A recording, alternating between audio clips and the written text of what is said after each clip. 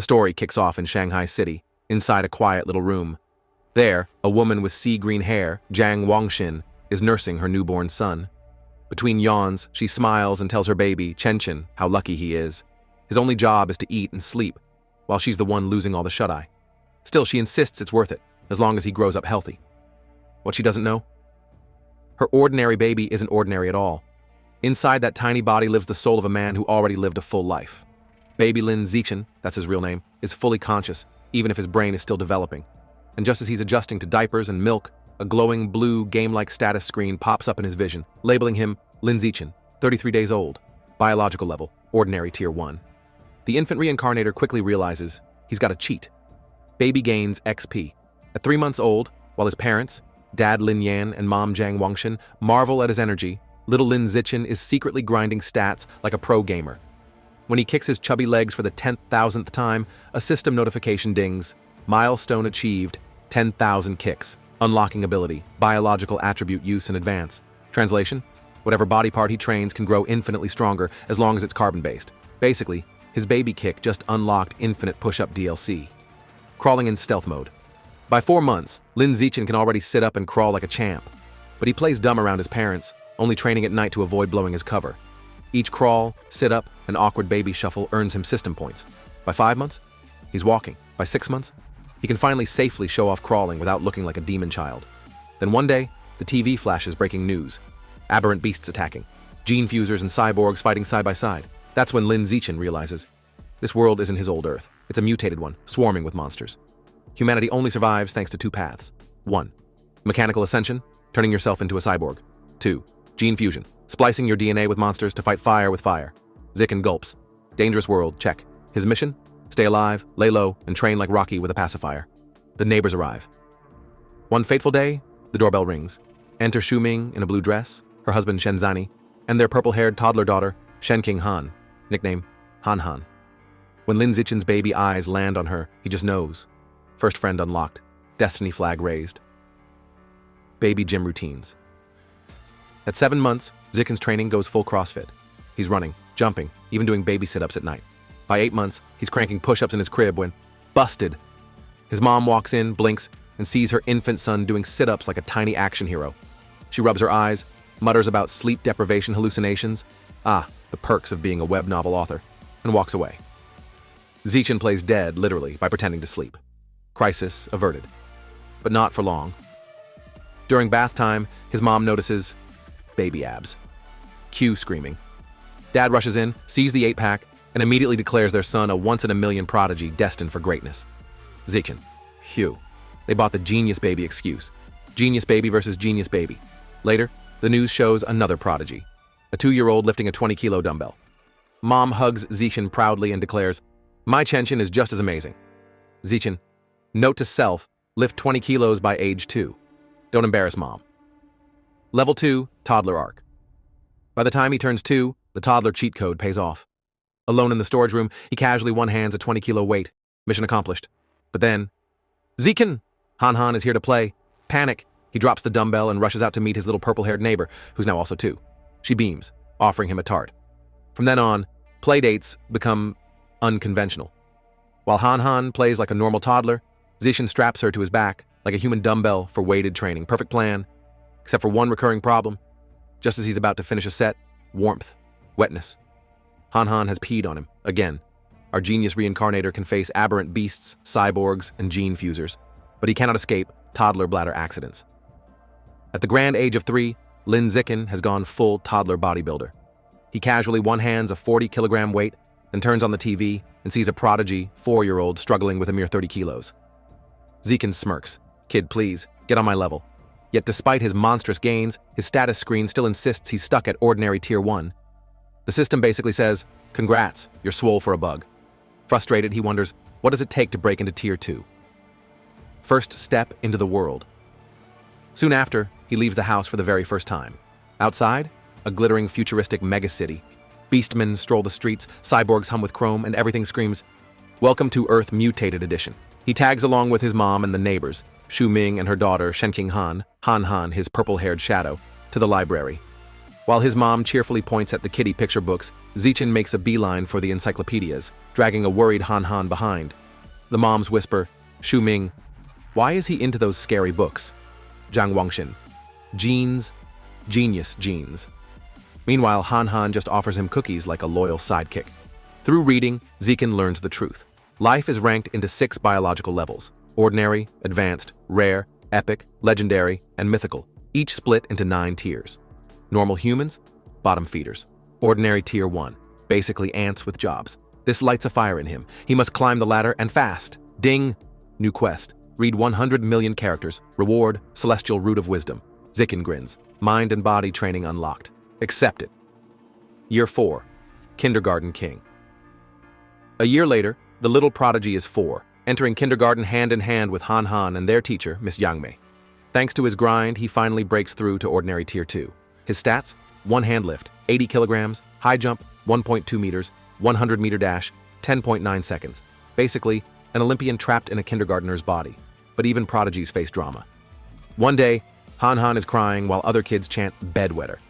Zichen's eyes narrow. He leaps into the circle like a mini superhero, glares at the bullies, and growls, "If you bully Han Han again, I'll pee on your beds every day." The kids freeze. The insult is childish, but the menace is real. They burst into tears and quit kindergarten on the spot. Achievement unlocked. Kindergarten Kid King. New quest line opened. Han Han gazes at him with sparkling admiration. Zichen just pats his chest proudly. Protector duties fulfilled. Memory buff and time skip. Half a year later, quest complete. After reading 100 million characters, he earns the celestial root of wisdom. Now he's rocking perfect eidetic memory and peak human learning ability. Time flies. Soon, Zichen and Han Han are almost 7, posing for their kindergarten graduation photo. By then, he's already training with a 200-kilogram barbell and sprinting 100 meters in 7.98 seconds. His vertical leap? Over 2 meters. And academically? He wipes out the entire elementary curriculum before even stepping foot in Sunshine Elementary School. At the national academic competition, he snatches first place effortlessly, just to get the system's title rewards. Meanwhile, he tutors Han Han, raising her from average student to second in the class, right behind him. Sidekick, upgrade successful. Sunshine Elementary Arc school life seems smooth. Zichen breaks every sports record, racks up titles, and balances his hero training arc with babysitting Han Han. Then, plot twist. A new transfer student appears, long silvery blue hair, aura of mystery. The teacher introduces her as Bai Shuer. The class gawks at her beauty. Han Han whispers to Zichen, "Xiao Chen, her hair looks like snowflakes." But Zichen isn't thinking about hairstyles. As Bai Shuer walks past, he senses it. An aura that is not human. Could she be a gene fuser, a cyborg hybrid, or something even stranger? For the first time, the little reincarnator feels it. The real story is about to begin. At first, Bai Shuer is the ultimate enigma. She transfers in, sits at her desk, lays her head down, and basically cosplays as a hibernating bear 24/7. She doesn't talk, doesn't move, barely blinks. Even restroom breaks? Optional, apparently. The class is intrigued at first. Some even snap selfies with the sleeping beauty. But when the novelty wears off and she still refuses to join the party, they move on. Life returns to normal, until 1 month later. The incident. One day, a bizarre phenomenon begins. Bai Shuer starts secreting a viscous white liquid that oozes down her clothes and legs, carrying a foul stench. Note, not the superpower reveal Lin Zichen was expecting. The classroom reacts like a biohazard alarm just went off. "You, gross! What's that smell?" And of course, every school has that one punk. Enter Guan Chun, resident bully. He sneers, makes a crude joke, then takes his water bottle and dumps it over her head, declaring he's washing her out. Cue. Bai Shuer trembling, fists clenched, tears streaming silently as the whole room erupts in laughter. It's cruelty at its ugliest. Lin Zichen steps. In from her desk, Shen Qinghan tugs on Lin Zichen's sleeve, whispering, "Xiao Chen, can't we help her?" Zichen frowns. At first, he thought Bai was dangerous, but seeing her cry, soaked and humiliated, he realizes she's not a threat. She's just a lonely girl, and right now she needs saving. So he stands up, walks straight to Guan Chun, grabs the boy by the collar with a smile that screams mini-mafia boss energy. "Wipe the water." Now Guan Chun turns pale. He knows this look. Lin Zichen isn't just a bookworm. He's a legend. Even 6th graders give him a wide berth. Terrified, Guan Chun stammers, I'll clean it up right away. The rest of the bullies scramble with tissues, frantically polishing her desk like waiters trying not to get fired. Then Zichin drops the hammer. Apologize. All of you. And they do. Bowing, sweating, promising never to bully her again. Kindergarten flashbacks, except now it's the elementary edition. The first true friendship. With the bullies gone, Bai Shuer finally lifts her head, eyes glistening. She whispers a shaky thank you. Han Han pats her shoulder warmly. That's what classmates are for. From that day forward, Shen King Han takes it upon herself to be Bai Shuer's first real friend. She drags Zichin along too, whether he likes it or not. Han Han always offers her best snacks first, while Bai cautiously tests the taste of kindness for the first time. One day she hesitates and blurts out, "Aren't you disgusted?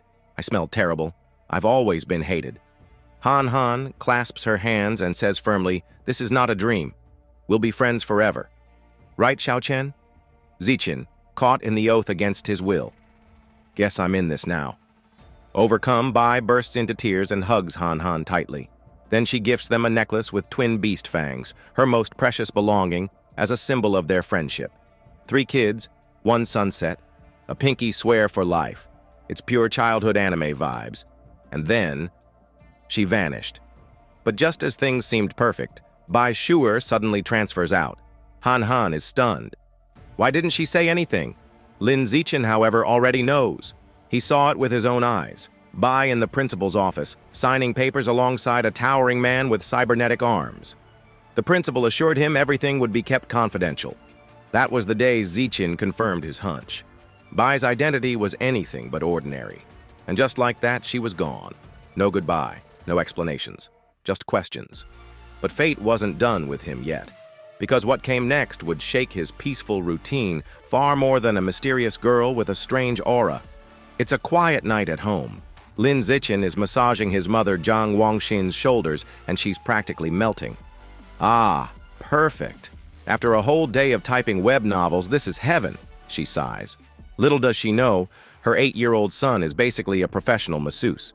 Thanks to his celestial root of wisdom, Zichin has memorized advanced massage techniques like a human spa encyclopedia. Internally, he's impressed. Who knew my genius memory would be this useful? Guess I've unlocked the filial piety DLC, but before Wangxin can fall asleep, the news interrupts with a bombshell report. Breaking news: Kyoto prodigy achieves gene fusion at age 10. The broadcast shows a boy casually lifting a 500-kilogram boulder with one hand. Zichin freezes. He knows that face. It's that guy, his rival. Papa Lin Yan immediately groans. This Kyoto brat again? Do they want him to be a martial arts influencer now? Mom shakes her head. He's just a kid. It's wrong to use him as a guinea pig. Dad shrugs. He's from a 1,000-year-old martial arts family. For them, family comes before childhood. Mom snaps back. Wow, you really know everything, huh? Dad raises his brows. Obviously. And the bickering begins, but Zichin tunes them out, crunching the numbers. Before gene fusion, Kyoto boy could lift 100 kilograms. Now 500 kilograms, a 5-fold boost. Meanwhile, at just 8 years old, Zichin can already hoist 300 kilograms raw, no fusion required. He pumps his fist. Ha! My potential leaves his in the dust. Confidence, plus 9,999. And then, the true horror. But that smugness lasts all of 5 minutes. The next segment shows a neighboring country reduced to rubble, a massive explosion, entire city gone.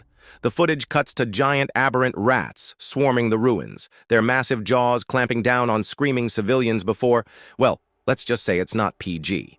The news anchors report that a cult called the Heretics was behind the attack, an anti-human group that worships aberrant beasts and manipulates them for destruction. Zichin gulps. Okay, lifting weights is cool, but how do you train to not get eaten by a 3-story rat? He feels grateful his own country is safe and powerful, a perfect place to grow strong while keeping his head down. That's when the night sky shatters with sonic booms. Rushing to the window, he sees a squadron of heavily armed cyborgs streaking across the city like fighter jets. The sight makes his stomach drop. So much for safe and peaceful. Something big is happening. Necklace glows. By morning, everything looks normal again. Zichin waits for Han Han, who comes running up, panting and apologizing for being late. Then he notices it. The beast fang necklace Bai Shuer had given them, the one Han Han now wears, suddenly pulses with a bright blue glow. Zichen freezes. That aura. So it really was from an aberrant beast, but just as quickly as it appears, the glow fades. Han Han doesn't even notice, brushing it off. Zichen forces a smile, but his gut tells him otherwise. Between the cyborg deployment and the necklace's reaction, trouble is brewing. The red-haired stranger. On their way to school, things get creepier. Leaning casually against a lamppost is a striking woman with flowing red hair and a black dress. As they pass, she smiles sweetly. What adorable kids! Are you two brother and sister? Han Han beams. Nope. We're childhood best friends. The woman's smile lingers, wistful. Childhood friends? How lucky.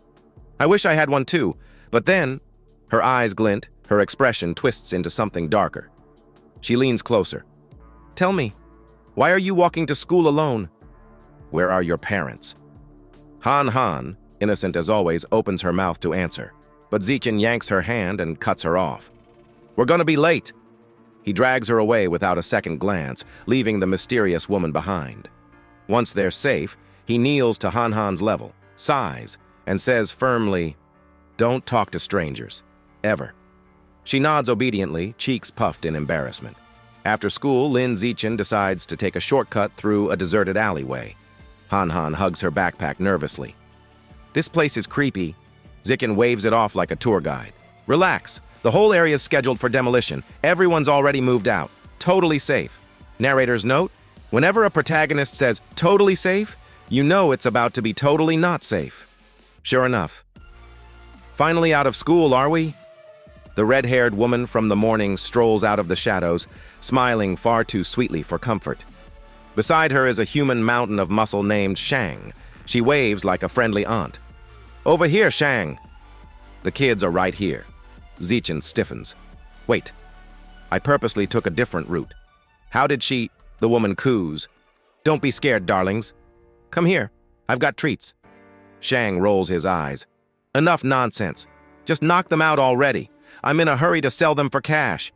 And with that, the musclehead lunges at them with a cloth in hand.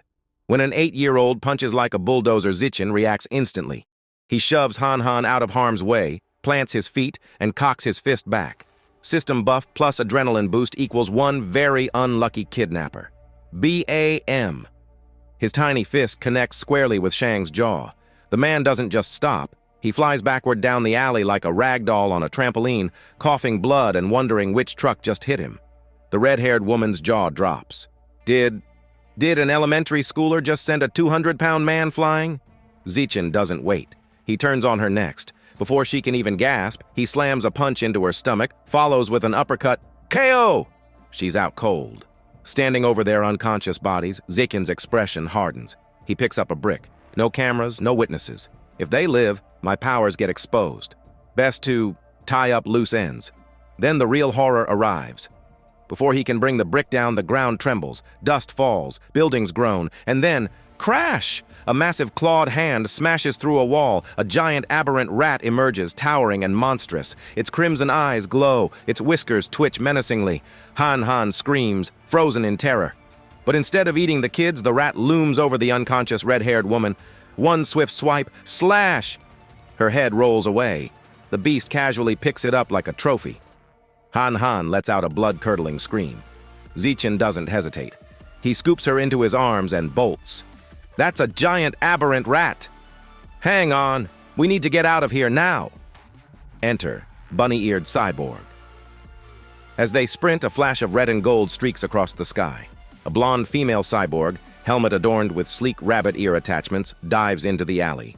She's so fast, she looks like a streak of lightning. Han Han, clinging to Zichen's back, gasps. She's so fast!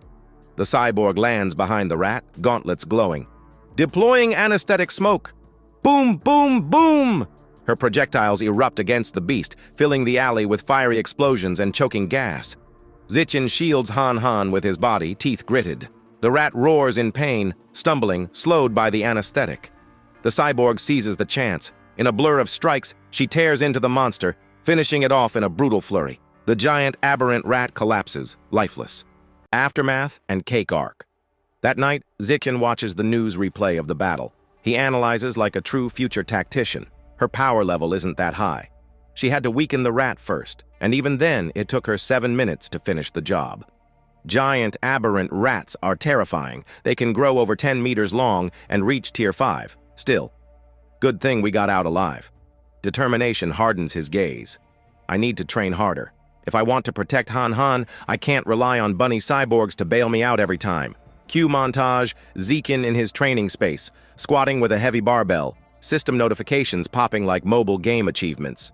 Birthday break life doesn't stop just because mutant rats do. Soon, Zichen and Han Han celebrate their 9th birthday together. Both families gather.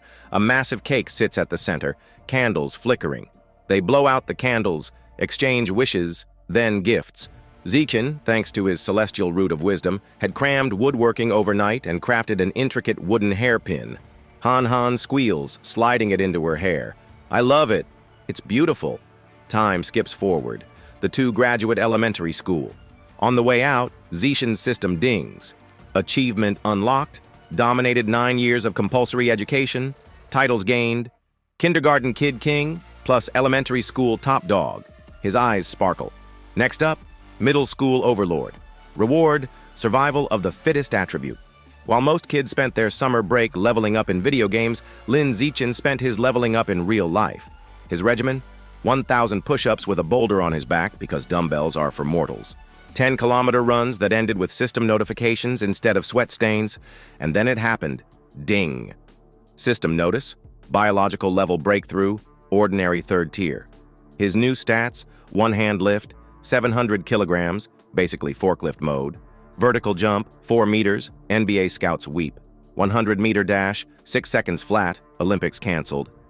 Zichen wipes his brow and thinks, I wonder how the Kyoto prodigy is doing. Kyoto prodigy. The return. Coincidentally, the TV answers his question. Breaking news! At 14, the Kyoto prodigy has fused with giant ant genes. Watch as he casually one-hands a 2,000-kilogram alloy block. His parents gawk. His dad mutters, show off. They're turning this kid into an influencer. Meanwhile, Zichen calculates like a smug mathematician.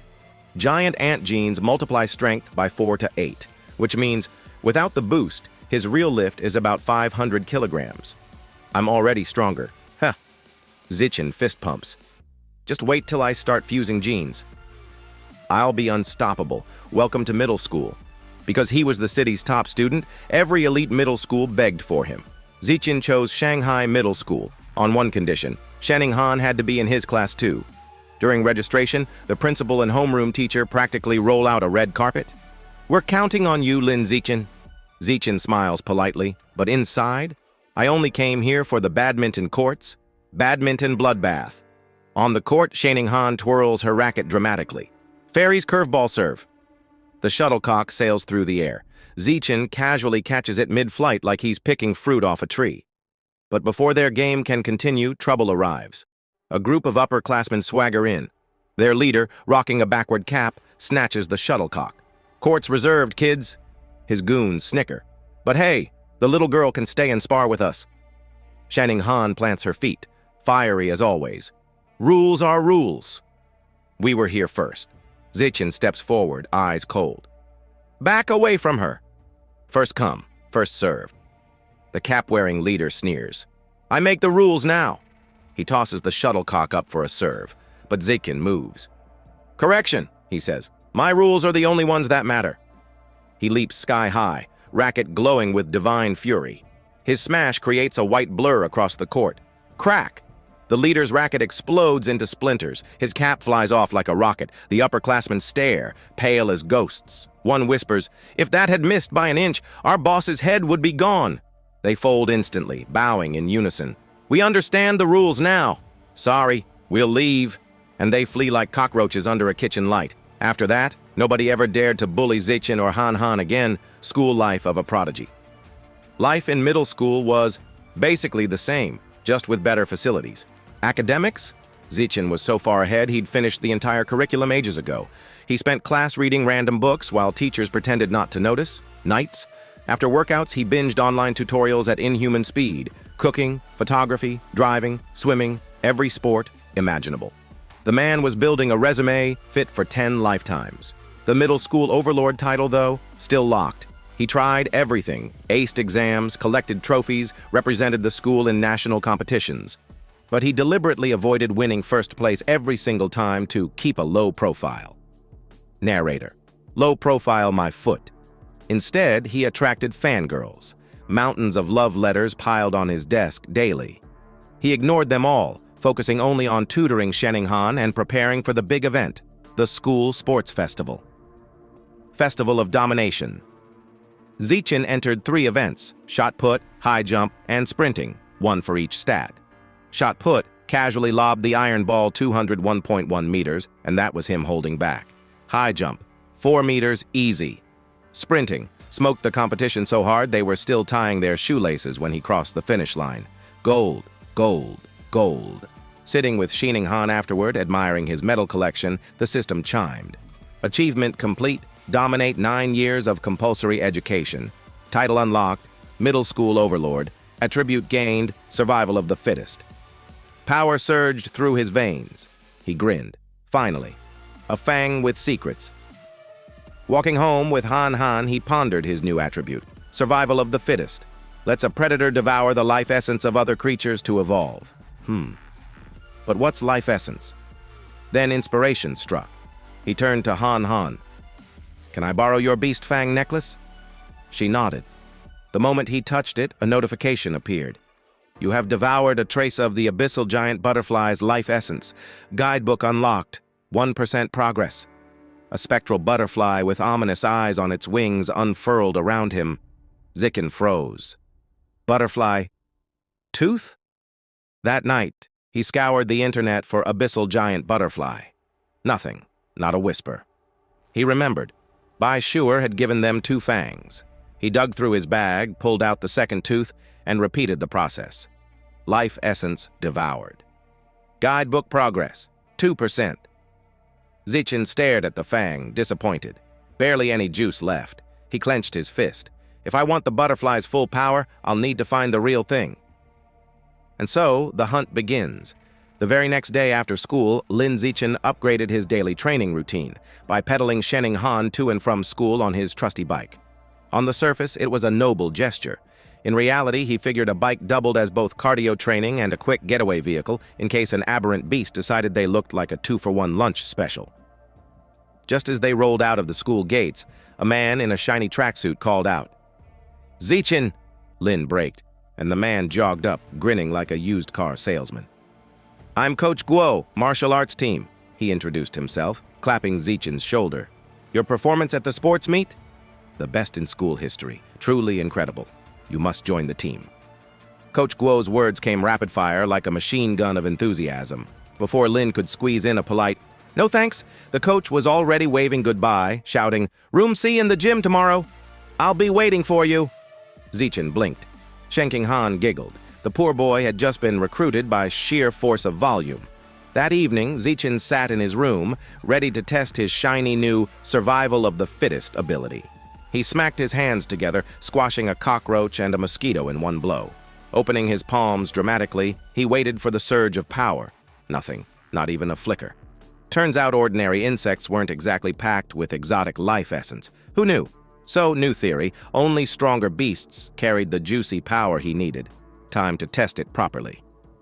The next day, he biked Shening-han into the city and pulled up at a massive supermarket. Inside, there were shelves stacked with beast meat. Only all of it was prepackaged. He frowned. How could he absorb anything through plastic wrap? Just as frustration set in, he heard a booming voice. Fresh beast meat, not prepackaged, safe to eat. His eyes lit up. Jackpot.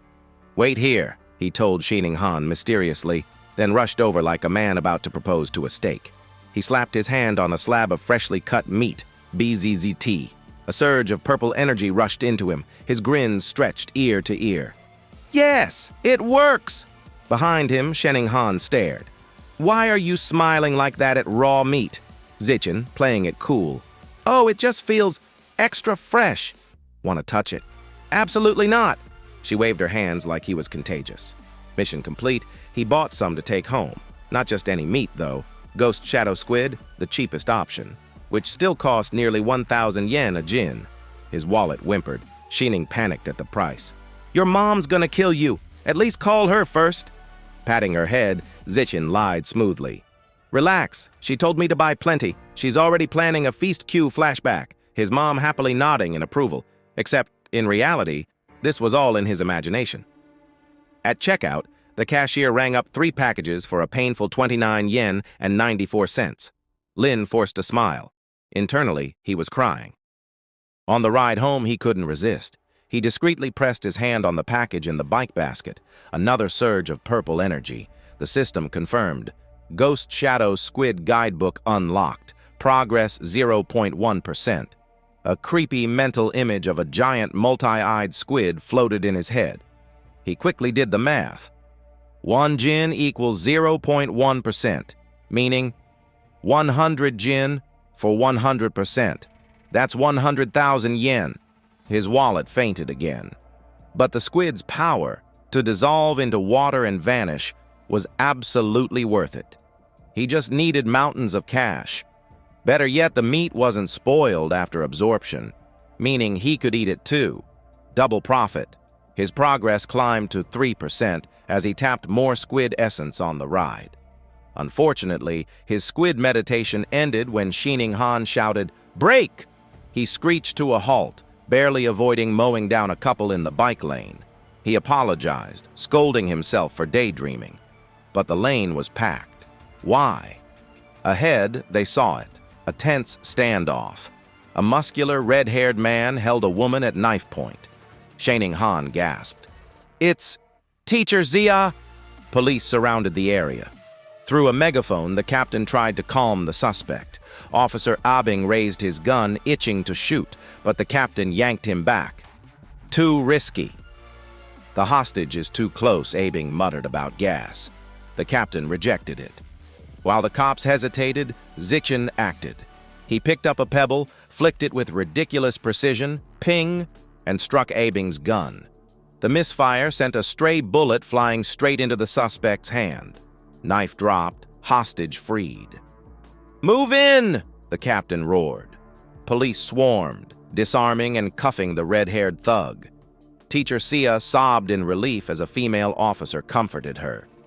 Meanwhile, Zichin casually got back on his bike. "Let's go," he whispered. Xining Han stared at him wide-eyed. "Did you just—" "Shh!"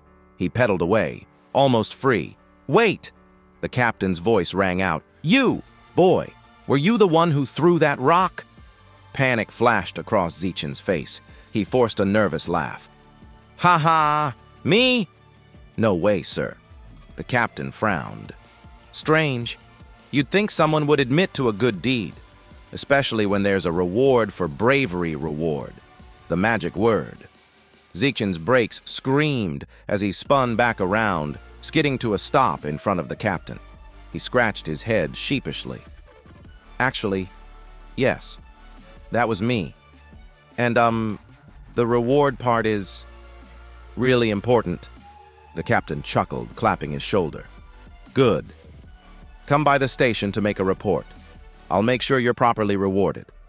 After informing their families, Lin Zichin and Xining Han prepared to head to the police station, expecting a smooth, boring debrief. Easy reward money, maybe a pat on the back, then home in time for snacks. But fate, as usual, had other plans. As the police escorted the cuffed suspect away, his face suddenly began twisting grotesquely, like he was mid-transformation into a Halloween mask. The captain paled. "Heretic!" The man's bones cracked and his muscles ballooned. In seconds, the suspect mutated into a hulking, aberrant rat. The cuffs snapped like cheap toy bracelets. With a shriek, it lashed out, swiping its massive claws at the officers. "Open fire!" the captain barked into his radio. "Protect the civilians!" Gunfire erupted in a storm of noise, but the bullets pinged off the monster's hide like BB pellets. A frantic voice came through the radio. "Confirmed heretic!" Subject fused with Rat King genes, requesting immediate backup. Lin Zichin grabbed Xining Han and their teacher, muttering a quick apology as he dragged them into a retreat. Thankfully, the rat wasn't chasing them. Still, his heart pounded. He really didn't feel like becoming Rat Chow today. Then, the sky lit purple. A sleek figure streaked down from the heavens, landing with a boom that shook the street. A female cyborg in gleaming armor, her short, dark purple hair catching the light. She reeled back a metallic fist and smashed the rat square in the jaw, staggering the beast. Hovering into the air, her chest plate split open to reveal a glowing core. Fire! A blinding beam of purple energy tore out, engulfing the mutant. The rat's roar of agony was cut short as it was disintegrated into a smoking pile of charred flesh.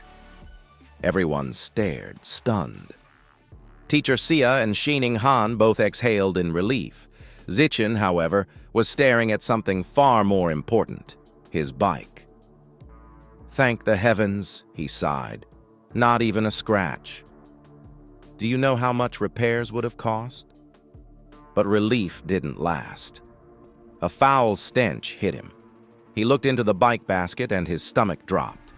The ghost shadow squid. His precious, overpriced squid, spoiled. The meat had turned gray and limp, oozing stink. He realized the truth. Absorbing life essence did spoil the meat, but only after a short delay. Grimacing, he lifted a tentacle with tragic solemnity. Putting on his best Oscar-worthy performance, he dramatically tossed it to the ground. Damn you, Heretic! Damn your rat cult! Even the cyborg's laser couldn't spare my dinner. Teacher Zia patted his shoulder kindly. What matters is that everyone's safe. Zichin nodded, mourning his wallet more than the squid. At the captain's request, they rode with the security team to the station. Unfortunately, they were crammed into the same van as the scorched Heretic remains.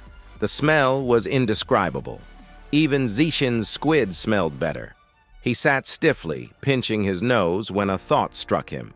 Bai Shuer's beast fangs had still contained life essence long after death. His eyes flicked to the charred corpse. Could there be essence left in that too? And if so, could I snatch some Rat King genes for myself? Curiosity won. He discreetly reached a hand toward the remains. The instant he touched, scorched flesh. Bezizt. A powerful surge of red energy shot into him. System prompt. Devoured trace of giant Rat King's life essence. Guidebook unlocked. Progress 5%. His jaw nearly dropped. That was more than the squid gave him by orders of magnitude. Freshness mattered. The closer to alive, the stronger the harvest. Before he could gloat too long, Officer Abing noticed him leaning forward. Hey kid, sit still. Zichin jerked upright. Ah. Just stretching, sir. At the public security office, the captain handed him paperwork. I've applied for your bravery reward. But his sharp eyes narrowed. How did a middle schooler, in poor lighting from that distance, manage to hit the suspect's knife hand with a rock? Perfectly? Zichin scratched his cheek. I train my right hand a lot? The captain blinked. What does that even mean? Before he could press further, Shining Han's voice called out, Auntie's here! Zichin turned, stunned to see his parents rushing in. His mother, Jiang Wangshan, ran straight to him with tears in her eyes, wrapping him in a desperate hug. Zichin, my baby, are you hurt? You scared me half to death. He hugged her back awkwardly. I'm fine, Mom. Really, I even got a bravery reward. Promise me, she cut in, gripping his shoulders. Next time, you hide. I don't care about rewards. I only care about seeing you grow up safe for once. Zichin was speechless. Her words hit deep. He nodded. Okay, Mom. I promise. As they left, the captain silently watched, still unsettled by the boy's vague answers. Something about Zichin didn't add up. On the way out, Zichin overheard two female officers gossiping. Perverts are getting more brazen, one muttered. Not perverts. Heretic, the other corrected. He was a liberal arts student from Guangyuan University. Brainwashed by the rat god cult. The first officer cursed. Then we need to wipe out this cult at the root. The root, the other replied grimly, is their so-called Rat King. The name made Zikin freeze. His eyes lit up.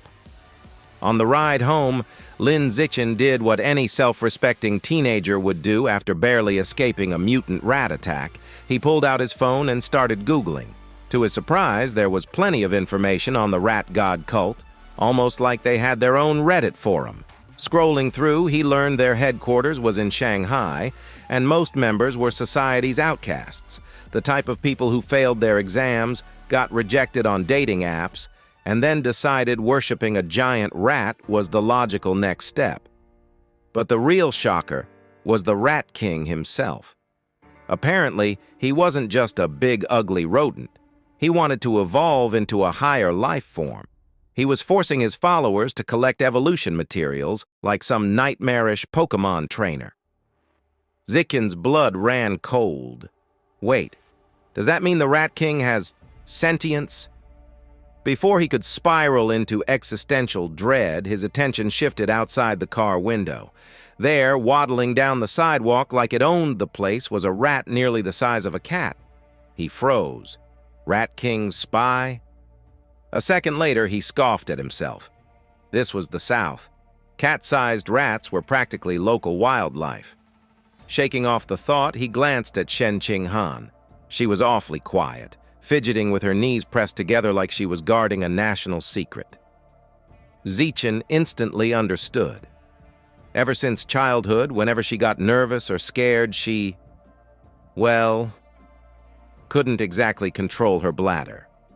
Most people would find it embarrassing. Zichen, however, always felt this quirk was hiding some kind of mysterious potential, like maybe her power was sealed in her bladder. When they finally got home, Zichen's mother, Zhang Wang, immediately noticed the absence of nearly 3,000 yen worth of ghost shadow squid meat. Her jaw dropped. "Where's the meat?" Thinking fast, Zichen gave his best sheepish smile. I must have dropped it when I was running for my life," his mother gasped. "Forget the meat, child. What matters is that you're safe." Zichen breathed a sigh of relief. Fooled her. Unfortunately, his father, Lin Yensen, was less sentimental. The man puffed up his chest like a worn-out office worker who still wanted to believe he was tough. "I'll go back and find it," he declared. "Spoiled or not, I don't waste money." Panic struck Zichen. "No, Dad. It's too dangerous. And besides," he hesitated, "it's already spoiled." Suspicion flickered in his father's eyes. "And how exactly do you know it's spoiled?" Sweat trickled down Zichen's neck. "Lucky guess?" Meanwhile, back at the police station, Captain Hun Shan was brooding in his office with a cigarette, replaying the night's events. One thought gnawed at him. How the hell did an ordinary middle schooler throw a rock with sniper-level precision in pitch darkness? That's when he heard it, the scratching sound. He turned. Perched on the filing cabinets was a rat. Not just any rat. A massive one, with beady eyes gleaming in the shadows. The captain reached for his pistol. The rat leapt. Gunshots. A blur of claws and blood. By morning, the captain was a headline. The next day, Lin Zichen slumped over his desk, sighing like an old man trapped in a teenager's body. The heretic, the cyborg girl, the mutant rat, he was painfully aware of how weak he still was. And more importantly, how broke. He needed beast meat. Lots of beast meat. And beast meat wasn't cheap. For a moment, he considered becoming an influencer. But no, too flashy. He wanted to keep a low profile. Selling study materials? Boring. Then it hit him. In this world, martial arts and gene fusion mattered way more than academics. So he marched straight to Building C, where the school martial arts team trained. Coach Guo was sipping tea from a thermos when Zichen approached. "Coach," Zichen asked casually, "if I join the team, will I get to compete in city tournaments? And is the prize money, say, in the tens of thousands?" Coach Guo's eyes lit up. Of course. That was all Zichen needed. He shook the coach's hand firmly. "I'm joining." The coach nearly spit out his tea in excitement. He gathered the team to introduce their new recruit. "This is Lin Zichen, our school sports meet champion." The teammates, Zhang Kai, Hang Tianing, or Ashing, Lu Tong, and Hanigua, nodded their greetings. Since Zichen had no formal training, Coach Guo demonstrated the basics, simple fists and kicks. They may look easy, but they're tough. Our fastest learner, Lai Shutong, needed a whole week to get them right. Zichen nodded politely, but inside, he was grinning. With his celestial root of wisdom, aka Heaven's cheat code. He already understood every detail. He stepped up, assumed a stance, and began. Fist. Perfect form. Kick. Flawless execution. Transition. Seamless. Ding! A system notification popped up, granting points in vitality, strength, dexterity, and proficiency. The room went dead silent. The coach's jaw dropped. His thermos nearly slipped from his hands. The team just stared. Coach Gua had one thought. This kid isn't human. He's a once-in-a-million martial arts prodigy. That evening, Zikin rushed home for dinner. His mother proudly unveiled a platter of ghost shadow squid, the very meat he craved. The aroma alone made his mouth water. He devoured it happily, but then came the ding.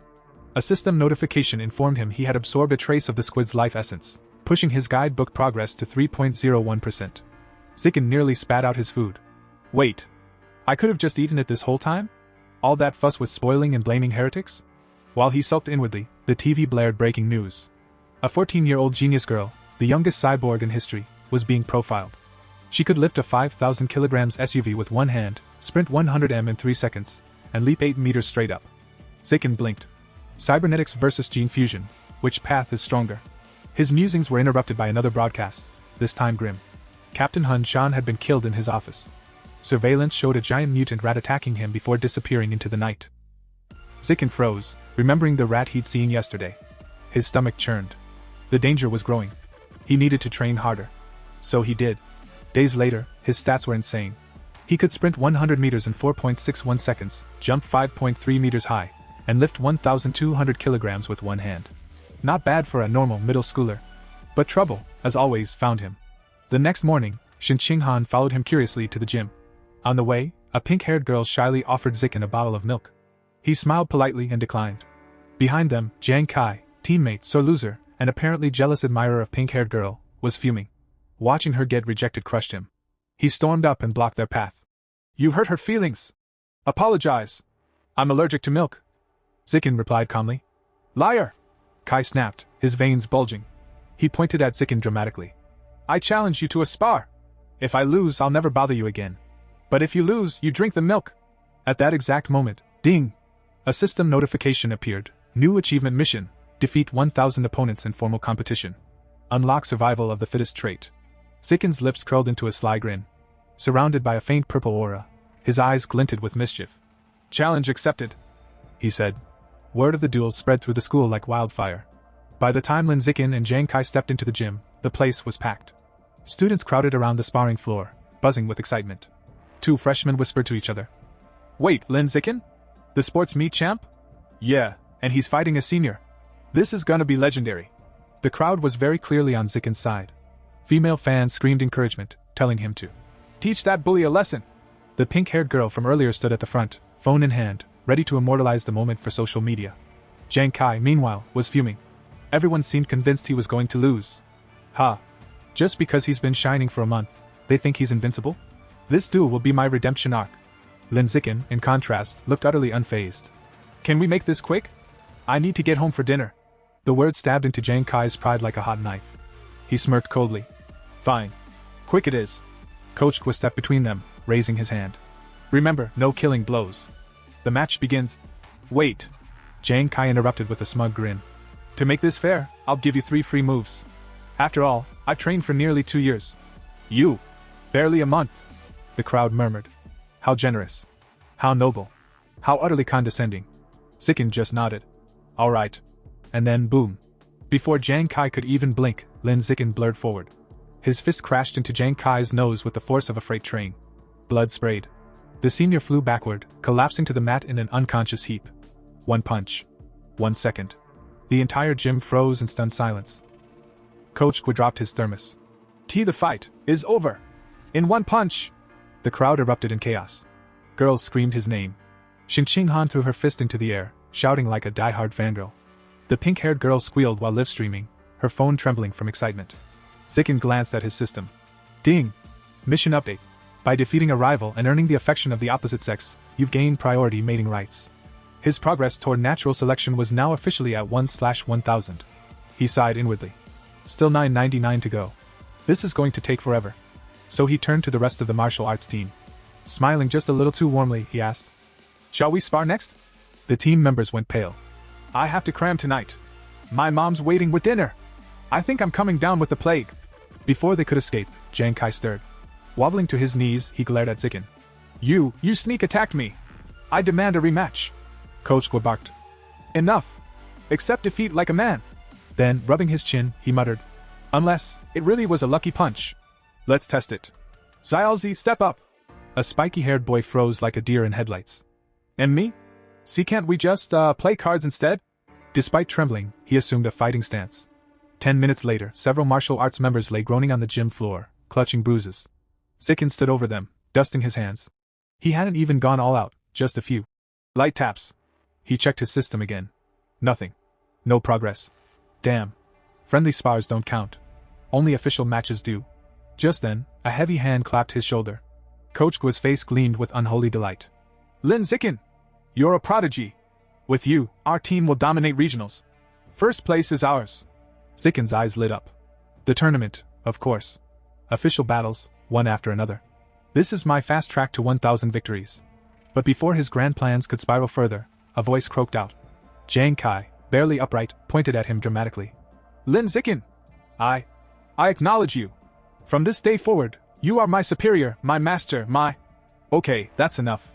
Coach Gua cut in quickly. Xin Qinghan looked horrified. The pink-haired girl turned off her phone. Even Zikin shivered at the bizarre declaration.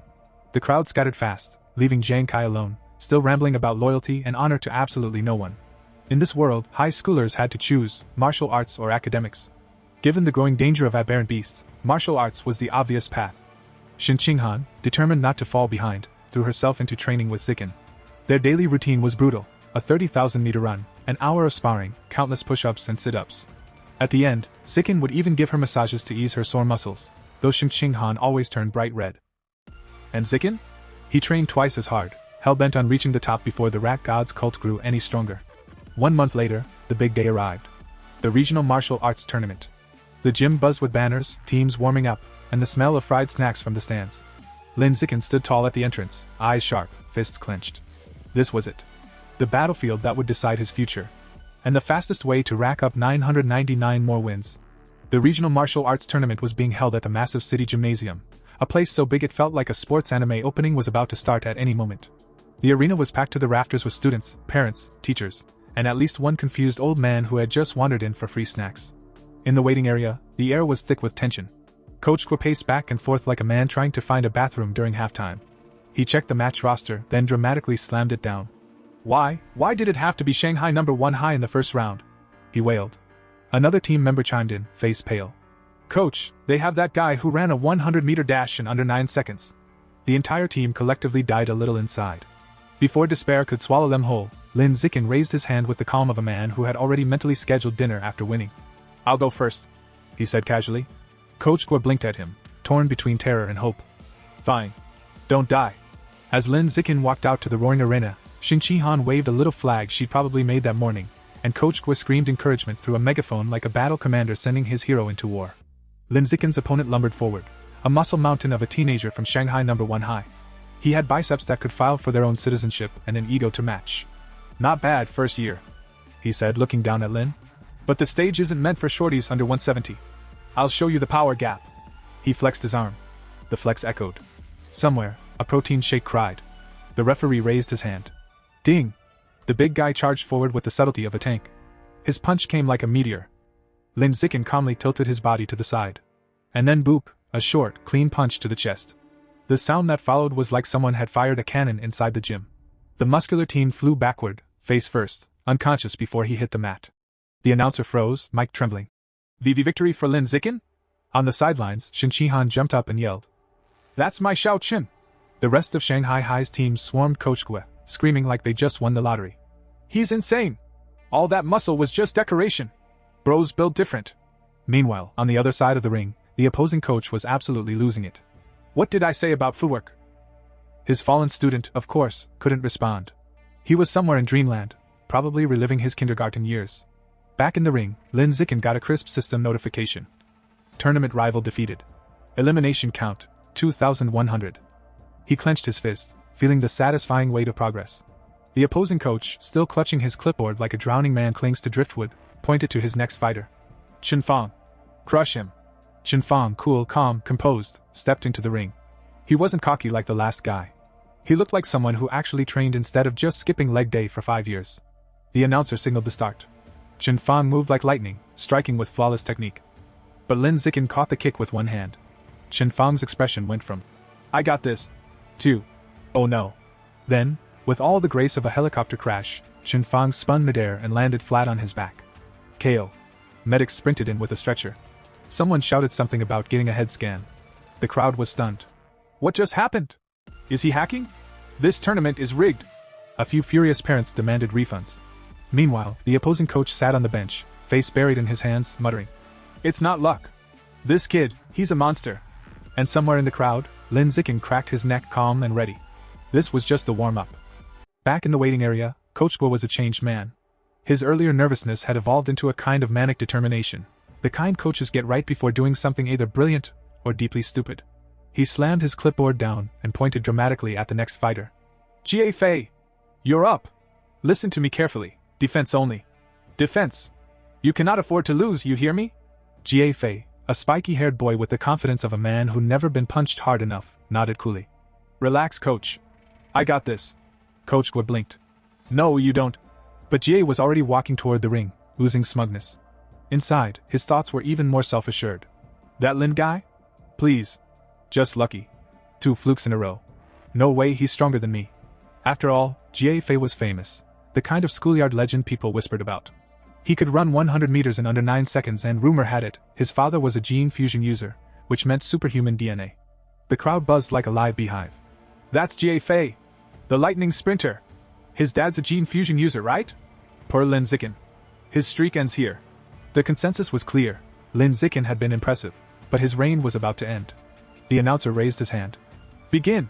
Jie Fei instantly ignored his coach's orders and launched forward with a battle cry that sounded way cooler in his head. His foot sliced through the air with a vicious kick, followed by a flurry of punches that blurred like a tornado. "Flowing water shattering rock fist!" he shouted, performing his signature technique. From the sidelines, Coach Guo's counterpart screamed. "What part of defense did you not understand?"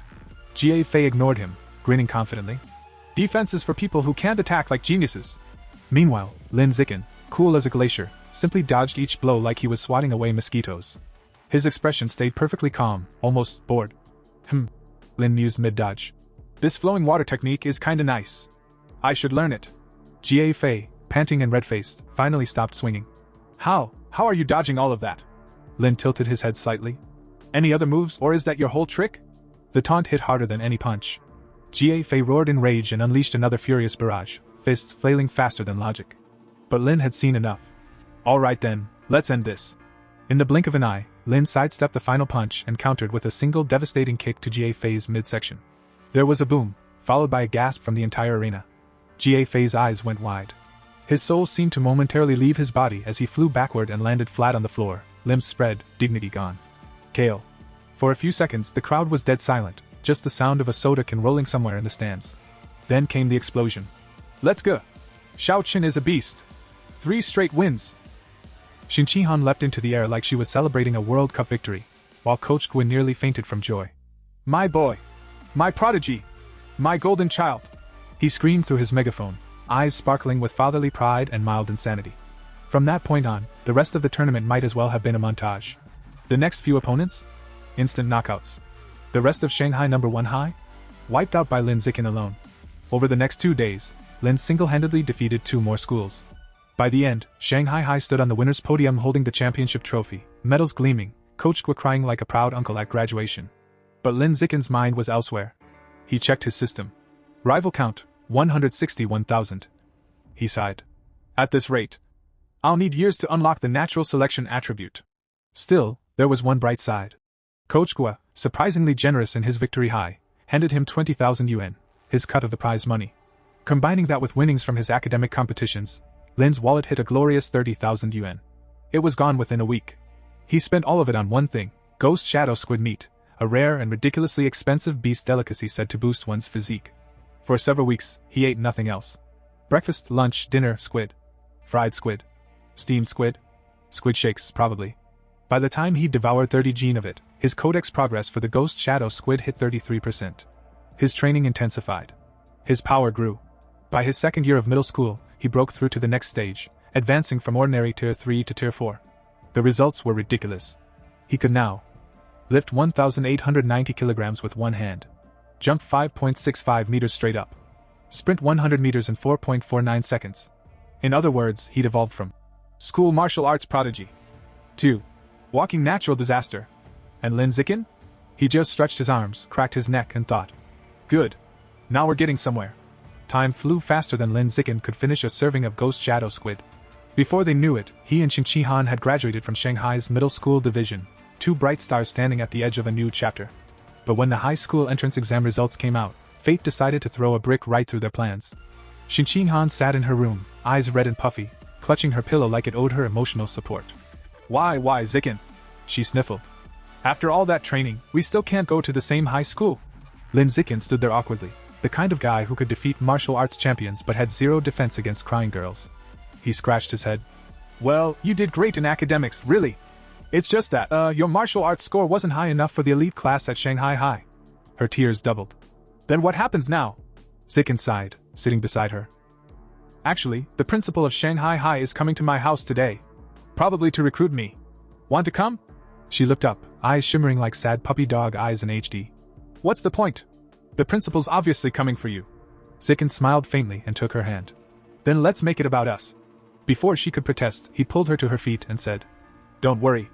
I've got a plan. My one condition for staying at Shanghai High, you're my desk mate. Sure enough, a few hours later, Principal Zhao of Shanghai High arrived at Lin Zikin's home, elegant, sharp, and radiating the kind of confidence only someone with tenure and power could possess. For several hours, the principal sat with Zikin, his mother, and Qin Han, discussing everything from education, martial arts training, to how much potential Lin Zikin had. She was practically glowing as she said, You are the kind of student every school dreams of, Lin Zikin. Shanghai High needs you. When the long discussion finally ended, Principal Zhao stood and made her final pitch. If you agree to stay, you may name any condition. I'll make it happen. Zikin's eyes gleamed. This was the moment. He stood, cleared his throat, and said with absolute seriousness, I have only one condition. Qin Han must be in my class. As my desk mate. The room went dead silent. Qin Han froze like a deer caught in headlights. Principal Zhao blinked, then turned to her. Qin Han, that's your name? The girl nodded shyly. The principal smiled. Then it's settled. You'll both attend Shanghai High. Together. Zikin and Qin Han both stared, mouths open, before bursting into smiles of pure joy. Thank you, Principal! They shouted in unison, bowing so fast it almost looked choreographed. And just like that, their future was secured. Before the summer ended, Lin Zikin had one more thing to take care of, his final junior high martial arts tournament. At this point, it was less a competition and more a one-man show. He tore through the brackets with ease, his punches ending matches before the announcer could even finish saying, Begin! Naturally, Shanghai Middle won another championship, and Lin pocketed the prize money like a professional. This time, though, he had a plan. With this money, I can finally finish the Ghost Shadow Squid Codex. He took his winnings, stocked up on squid meat like a doomsday prepper, and headed out to a secluded forest outside Shanghai. Alright, let's do this somewhere quiet. Just in case I explode or something. He began devouring the last of the squid meat, and soon a brilliant blue aura surrounded him. The ground trembled, his system pinged like a jackpot machine, and his body overflowed with power. Codex progress 100%. You have unlocked the Ghost Shadow Squid Codex. New attribute, Blessing of Liquid Affinity obtained. The description popped up. Enhances affinity with water. Grants movement freedom and stealth in aquatic environments. Zikin blinked. So, I'm basically a better swimmer now. He stared at the limp squid tentacles in his hands, unimpressed. Still, to be sure, he decided to test it. At a nearby pond, Lin Zikin slipped into the water like a man testing the world's least exciting superpower. He waited. Nothing. Then he realized. My skin's not wrinkling. He swam a few laps. Oh, less resistance. That's something, I guess. After a while, he sat waist deep in the pond, staring at his reflection, looking more like a depressed mermaid than a martial artist. All that effort, for a glorified bath perk. He sighed deeply, then smirked. Fine. It's a low-tier beast. Can't expect too much. Next time, I'll get a real one. His thoughts drifted to the giant mutant rats he'd once encountered. The image reignited a spark inside him. He clenched his fist, eyes burning with determination. No more small fish, or squid. From now on, I'm hunting the big ones. And with that, the young prodigy's next evolution truly began, dripping wet, slightly annoyed, and more determined than ever. As the start of the new school year approaches, Lin Zikin and Shening Han's families decide to take a short seaside vacation. Lin suggests they go to the beach, partly to relax, but mostly to test his new liquid affinity. Once they arrive, Shin-Chin-Han immediately starts shivering. It's freezing, she complains, hugging herself. Lin, however, feels perfectly comfortable, his body seemingly in sync with the sea. You'll get used to it. He laughs before diving gracefully into the waves. Underwater, his system instantly reacts, swimming +1, diving +1, rewarding him for each stroke. From the shore, Shin-Han nervously calls out, Zikin! Teach me how to swim! Realizing she's never learned, Lin wades back and begins teaching her. He expects it to take hours, but she surprises him. Within minutes, she's gliding effortlessly through the water. Hey, this is actually easy, she says, diving smoothly below the surface. Lin blinks in disbelief. There's no way, he thinks. Her learning speed is unnatural. Then he notices something even stranger, a faint blue aura swirling around her body underwater. When she surfaces, eyes bright with excitement, she exclaims, It feels amazing! My eyes don't sting at all, the water feels nice! That's when Lin's brain kicks into overdrive. Wait, could her childhood bedwetting problem actually be a sign of water affinity? He remembers stories from his parents' novels, characters born with rare cultivation bodies. The more he thinks about it, the more it fits. To test his theory, they dive again, exploring the underwater world. Minutes pass, then 10, yet Shin-Han shows no sign of running out of breath. Suddenly, her expression changes. A deep, echoing hum vibrates through the water. They both look up, and the sea itself begins to swirl with glowing blue light. Shin-Han gasps, clutching her ears. It's a voice! She cries, panic in her eyes. They rush to the surface, the glowing current fading around them. That night, as they walk along the moonlit shore, Lin gently asks what happened. Shivering, she explains. I heard a woman's voice whispering, over and over. I couldn't understand the words, it was right by my ear. Lin comforts her and later searches online for answers, but finds nothing. Restless and uneasy, he decides to train instead. As he performs his 1000th weighted sit-up, his system suddenly chimes. Collision, breakthrough achieved. Advance to ordinary tier 5, collision. A rush of energy floods his body. His speed, strength, and reaction time skyrocket. Testing his limits, he sprints across the empty beach, 100 meters in just 3.64 seconds. With a single leap, he soars nearly 7 meters into the air.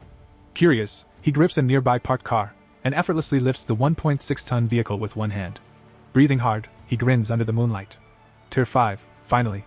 Now, even those monstrous mutant rats that once terrified him no longer seem invincible. As dawn breaks, his path feels clearer than ever.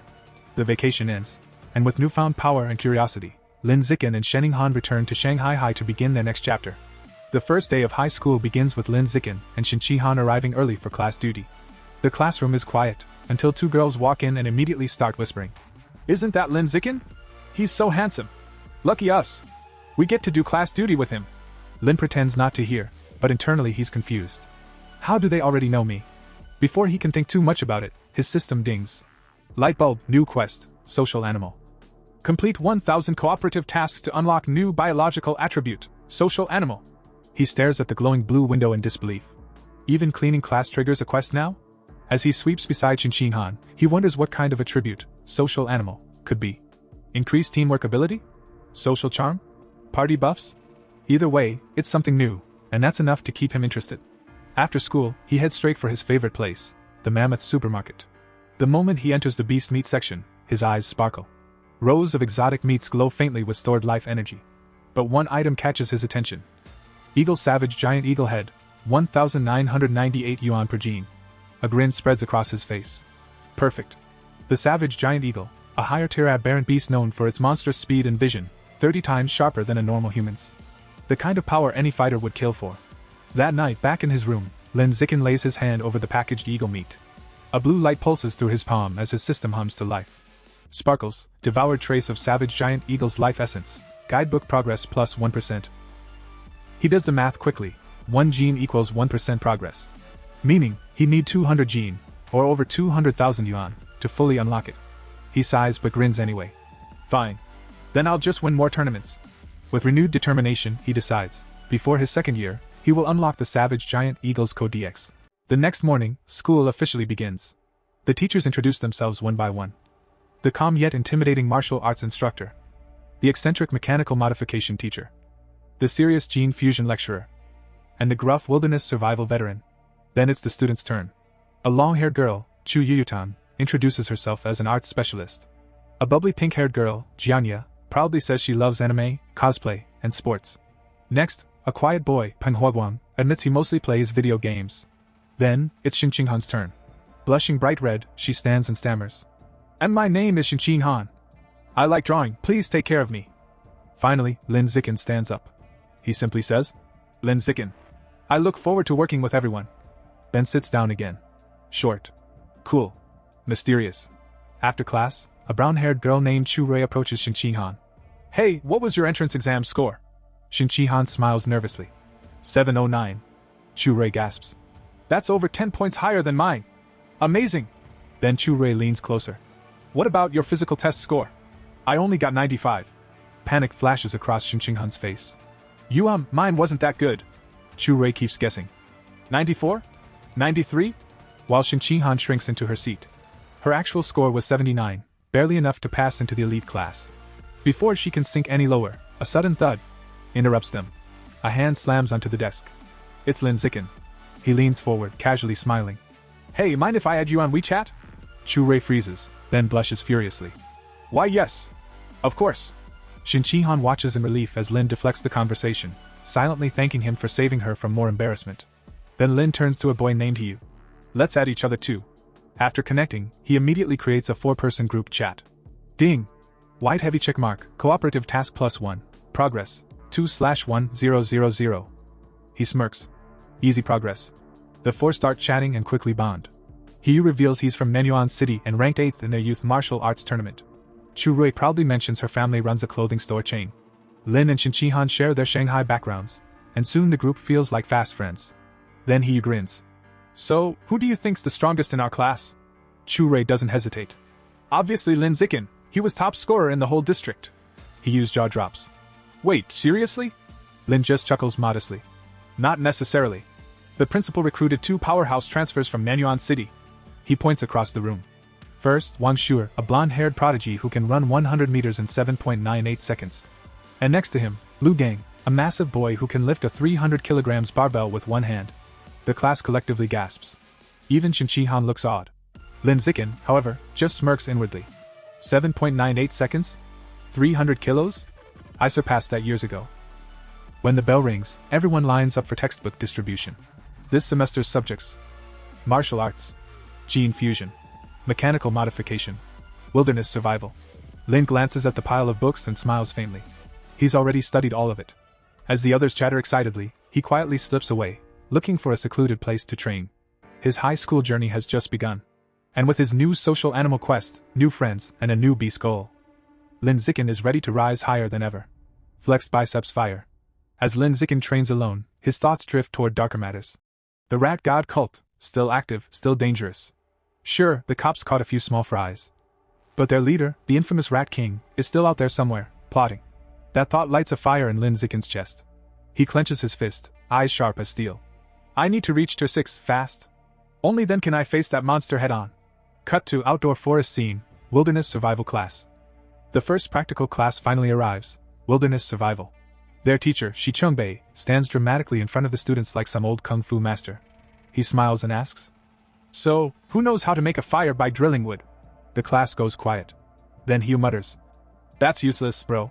Just use a lighter. Everyone chuckles, until, out of nowhere, Bai Shuer and Lu Gang step forward like their contestants on Survivor, Shanghai edition. And shockingly, they actually manage to light a fire. The teacher's jaw drops. Impressive. How'd you two learn this? Lu Gang grins. Summer camp. Bai Shuer smirks. Tutorials on YouTube. Classic.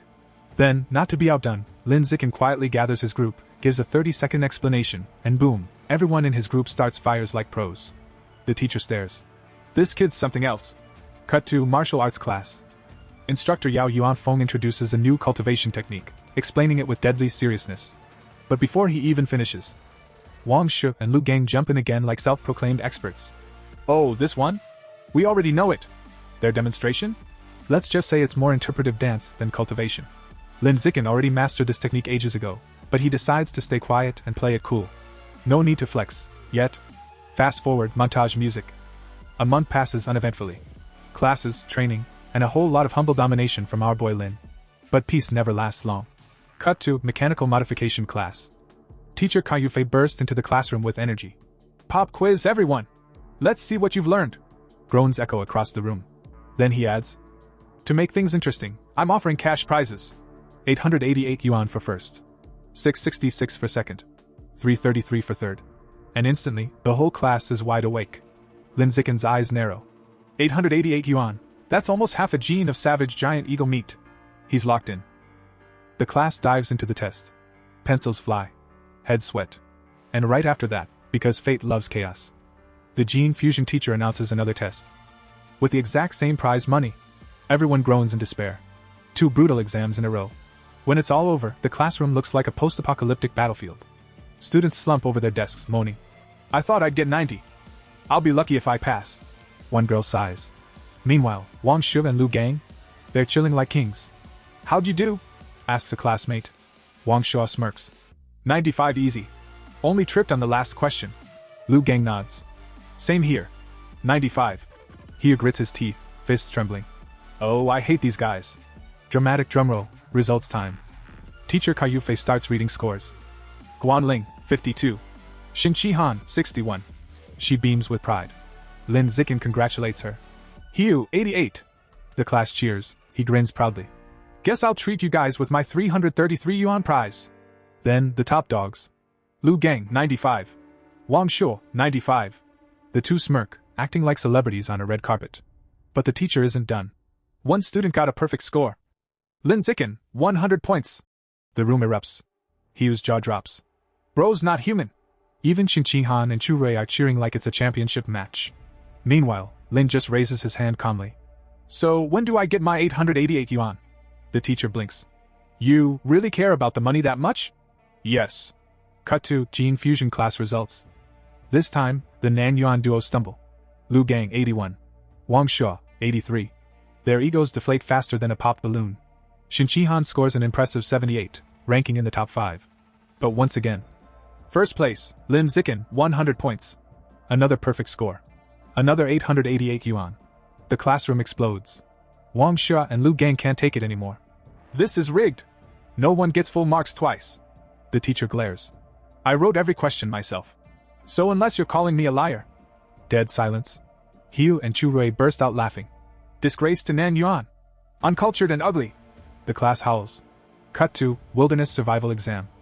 New day, new battlefield. Teacher Shi Chungbei explains the challenge.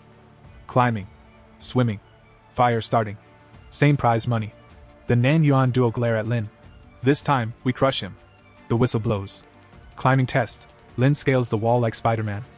Leaving everyone behind. First place. Again. Tree climbing? Same story. Wang Shuo wheezes.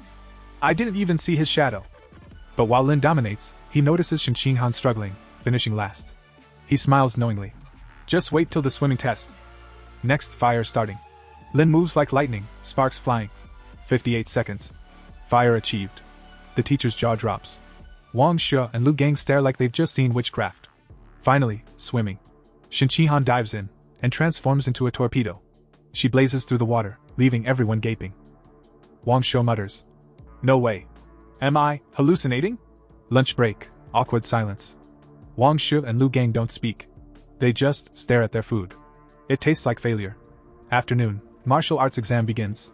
Instructor Yao Yuanfeng announces. Time for sparring practice. 888 yuan on the line. The Nan Yuan duo's eyes light up. This is it. Our redemption arc. Before the fights, they run physical tests. Lin Zikin holds back, but still dominates. 100-meter dash, 7.78 seconds. One-hand lift, 330 kilograms. Vertical jump, 2.18 meters. He takes first in all three, just barely beating the duo on purpose. They're stunned. How is he faster than us? And stronger? He doesn't even look jacked. But they shake it off. Fine.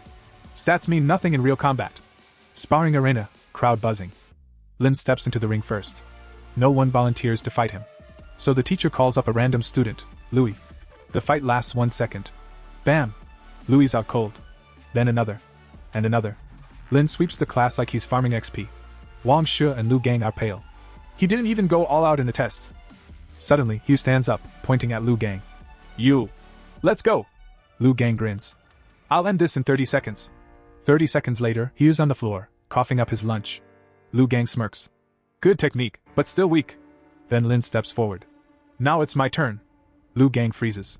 But pride won't let him back down. He charges. And Lin's figure vanishes.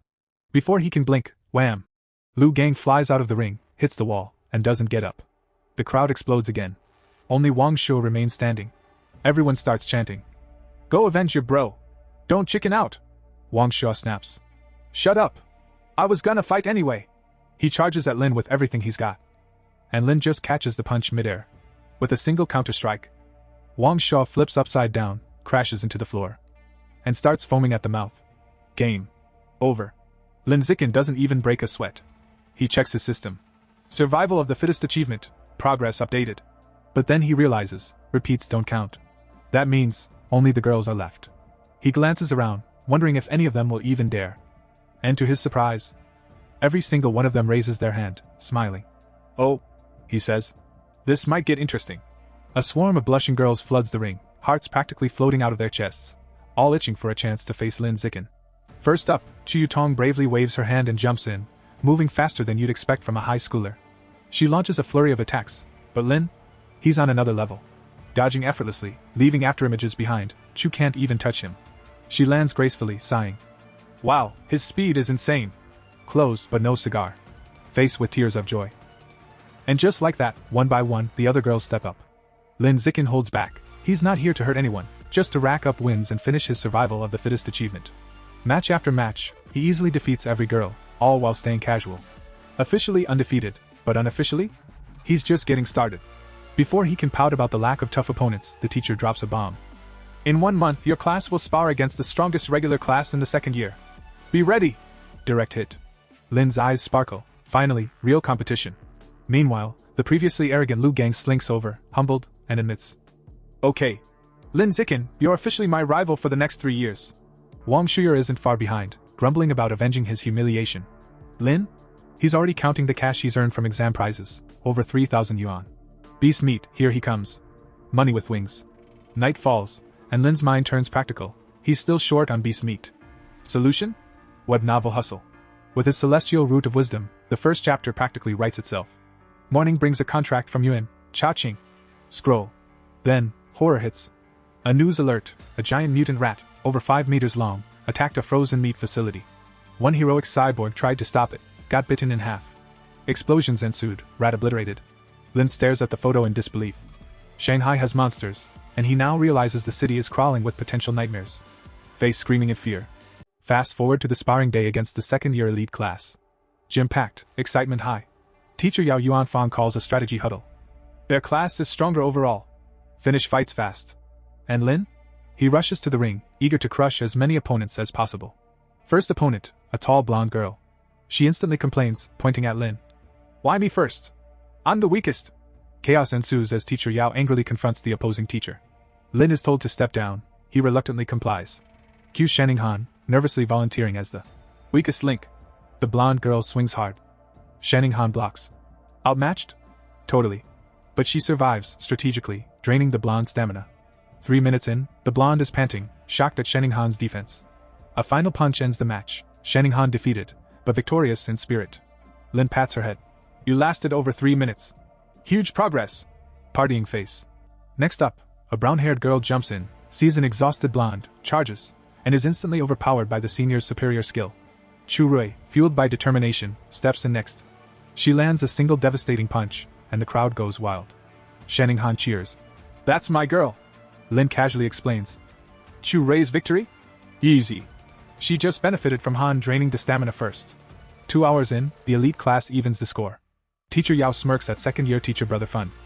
4 fighters left. Real showdown begins now. Q Haiyu, cracking his knuckles like a cinematic anime protagonist. Dramatic stance, fists thirsty for battle, and then proceeds to obliterate his opponent with a swift kick. Purple-haired senior? Too slow. Haiyu dodges, counters, and knocks him out. Crowd goes wild, Chu Rui and Shanning Han cheering louder than ever. Haiyu keeps streaking, defeating 5 in a row before fatigue finally hits, defeated by the 6th. Face with steam from nose. Next, Wang Shuer, the non-one duo's hope. He goes all out, demolishing 10 opponents in a flurry. Exhaustion eventually catches him on the 11th. Then Lu Gang, cool and confident, dispatches 2 more opponents in record time. Only one left, Wang Jinhe, a mountain of a student, fat and towering. Lu Gang laughs. I got this. Punches, Nothing. Solid rubber belly vibes. Rapid attacks? Absorbed. Lu Gang is gasping, beaten by sheer size and resilience. Wang Jinhe casually lifts him, hurls him out of the ring. Elite class now down to one fighter, Lin Zikin. Teacher Yao exhales, unsure, but encourages Lin. Do your best. Experience matters. Lin just smiles. Don't worry, I've got this. Smirking face. The stage is set. The final battle of the day. Gym practically shaking. Stakes sky high. And Lin Zikin? Calm, collected, ready to sweep everyone and continue his achievement grind. Lin Zikin steps into the ring like a calm storm, and Wang Jinhe towers over him, or at least he thinks he does. The massive guy eyeballs Lin and scoffs. This weak-looking kid? My class's final ace? From the sidelines, Sheninghan, Churui, and the girls aren't having it. They start chanting, heckling him with arrogant fatty, and teach the dead pig a lesson. Pig-face collision. Annoyed by the taunts, Wang Jinhe decides to be generous. Like, ridiculously generous. He offers Lin a handicap. I'll just stand here and let you hit me 10 times. Go ahead, don't complain later that I was bullying a smaller opponent. Lin Zikin's eyes light up. 10 free hits? Don't mind if I do. Without hesitation, Lin launches a single, devastating punch straight into Wang Jinhe's massive belly. The force? Astronomical. Wang Jinhe spins like a ragdoll, crashes onto the floor, and is instantly KO'd. Flushed face silence. Then, the elite class erupts into tears, cheers, and celebration. It's chaos. Even Wang Jinhe slowly opens his eyes, muttering in disbelief. This makes no sense, unscientific. Meanwhile, the second-year teacher sidles up to Yao Yuanfang, whispering, That kid is insane. One punch and Wang Jinhe goes down. Reminds me of Wyan. Yao laughs. Strong, yes, but Lin Zikin isn't Wyan level yet. That guy terrorized the principal as a first year. Lin, curious, steps over. Who's Wyan? Cue the legend recap. Yao excitedly explains, Wyan Qing, a first-year prodigy from a few years back, demolished the entire third-year elite class. Stats? 100-meter dash in 6.12 seconds, 3.96 m vertical jump, and a one-handed 650 kilograms barbell lift. Lin nods, smiles nervously, but internally thinks, Yeah, I had that strength back in 6th grade summer break. No biggie. Smirking face. That night? Victory celebration. Clinking beer mugs, teacher Yao raises a soda. Lin Zikin secured our win. Guess who's footing the bill for everyone? Yep, the second-year teacher. The class erupts into cheers. Lin's now surrounded by classmates like Haiyu and Churui, all clamoring for his training secrets and WeChat info. Lin just blinks. Too much attention too fast. Meanwhile, Sheninghan quietly loads food onto his plate. Old habits die hard. Then, suddenly, she panics mid-celebration. Bathroom, need to go! And rushes off. Lin just smiles internally, thinking. Some things never change. Cut to the restroom gossip session. 2 girls spill tea. She fawns over him like a maid. Drinks shrimp, so lame. The other adds. How did she even get into the elite class? Clearly riding his coattails. Overhearing this, Sheninghan's heart sinks, but she doesn't sulk. Oh no. She storms up, hands on hips, and declares, I am not a sycophant. I am his childhood friend. Deal with it. Flex biceps. Later, walking home, Lin notices she's still upset. She confides softly. Mom said I'd grow out of it, but I still have to wear diapers to bed. I feel disabled. Lin kneels slightly, placing his hands on her shoulders. You're not disabled. This? It's a superpower. You just haven't unlocked it yet. Sheninghan's eyes widen. A superpower? Really? Lin nods. Your talent in water? That's your power manifesting. And me? Yeah, same deal. We're both special. She gasps. What kind of power do I have? Lin smirks. One very strong one. You'll see. But reality bites. Outside, chaos unfolds. A special team in hazmat-like gear coordinates near a building. An officer with a megaphone yells for the public to stay back. Rats are being exterminated. Inside, a man in an apron is wildly swinging a broom at a horde of huge rats, screaming at the officers. Stop! Don't kill my brothers! He charges them, full-on fury mode. Sheninghan whispers, horrified. Has he lost it? Lin shrugs, grim. Maybe, but some people are just like that. Pathetic yet tragic. They agree it's time to head home, because sometimes, reality is just too wild to watch.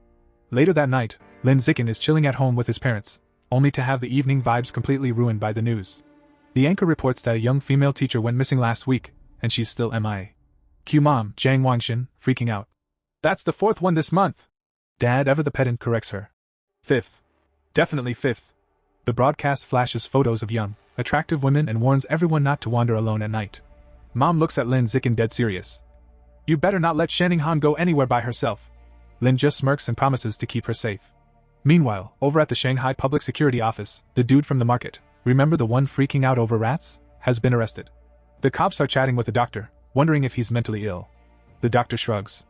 Not sure, he won't talk. Which is weird because earlier at the market he was screaming like he was auditioning for a horror movie. Suddenly, both the officer and the doctor do a double take. The man starts mutating. His body twists, grows, and warps, and boom! In front of their eyes, he becomes a giant, terrifying, aberrant rat. Cue the horror music. Rat face screaming in fear. The officer screams into his radio like it's the end of the world. Send the cyborgs! Now! They open fire, but bullets barely tickle the beast. To make matters worse, the female officer reports. All cyborgs are on other missions. Director grimly adds. Back up? 10 minutes away, and our ammo won't last that long. Plan B, lure it to the suburbs. The cops hop into a van, speeding through the city streets while the rat beast leaps between buildings like it's playing parkour. The van flips, crashes, chaos ensues, and the female officer hangs upside down, thinking, well, that went poorly. Just when it looks hopeless, enter the purple-haired cyborg. She hovers, locks on, and rains down purple missiles like it's an anime finale. The monster? Toast. Fire. Fast forward to 3 a.m., and Lin Zichen is not training. He's writing. Yep, our boy is a web novel author now, cranking out words like a machine. In just over half a month, he's almost at 200,000 words, and has already made over 10,000 yuan in pre-launch earnings. Cash money. But he can't resist training. In a deserted alley, he tests his sprint. 3.43 seconds for 100 meters. Vertical jump 7.22 meters. He's basically becoming a saintly body. But then, no. He turns to see a grotesque rat-like humanoid, a mouse man, chomping on a human arm. And it talks. Yep, it begs for its life, promising annual respects once it's full. Lin Zicken, ever the realist, realizes this is probably connected to the mutant rat from the news. The mouseman panics, thinking Lin is dinner. It lunges like a pinball on steroids. Lin Zicken? Calm. He meets it head-on with a devastating kick. The mouseman flies across the alley, clutching its chest, stunned at how a weak-looking student could pack such a punch.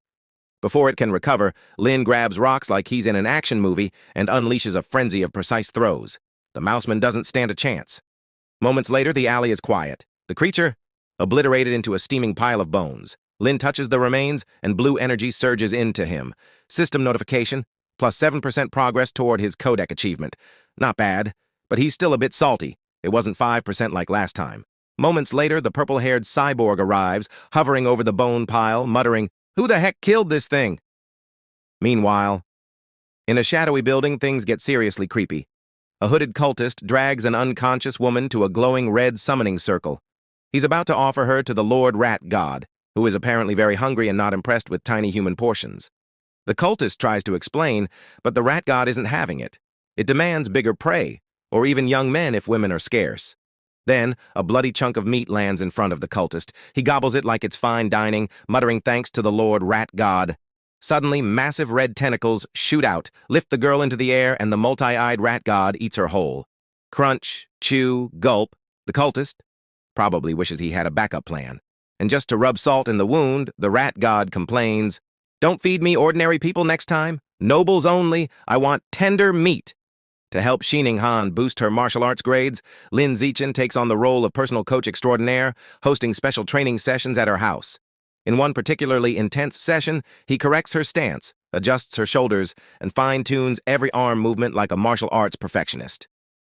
Balance, power, precision, he instructs with the seriousness of a sensei, and just enough smirk to remind her he's awesome. Once her posture is perfected, he tells her to hit him with everything she's got. She lunges with determination, throwing a punch full of intent. Lin Zichen casually catches her fist, grinning, "Nice angle! Much more power!" He even grabs her follow-up kick, points out a flaw, and physically nudges her leg into the correct position. Shanning Han collapses onto the floor, sweaty and panting, but she beams. "I can actually feel my strength improving." Still kneeling, she looks up at him with determination. 3 times a week isn't enough. Can we train every day?" Lin Zichen chuckles and shakes his head.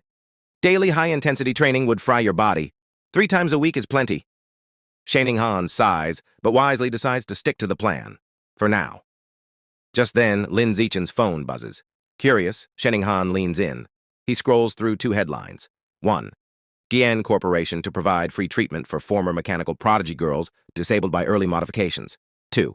Beijing University prodigy fuses with thousand-threaded spider beast gene, youngest person ever to achieve dual gene fusion. Lin Zichen's jaw drops at the second one. This is the genius from the capital he's been competing with for years. Most people can't handle gene fusion until adulthood. The backlash is brutal. But this prodigy pulled it off at just 18. Lin Zichen leans back, impressed, and slightly envious. So yes, gene fusion can make you ridiculously OP. Meanwhile, at home, Lin Zichen's other life is booming. His web novel is a hit. Comments call him a tentacle monster for posting 50,000 words in a day. Thanks to his celestial wisdom root and insane typing speed, he can punch out 10,000 words an hour, leaving plenty of time to train. His dad, Lin Yan, estimates that with a stable plot and daily writing, Lin Zichen could earn 50,000 W in the first month and maybe 100,000 W later. Lin Zichen grins like he's discovered the secret to life itself.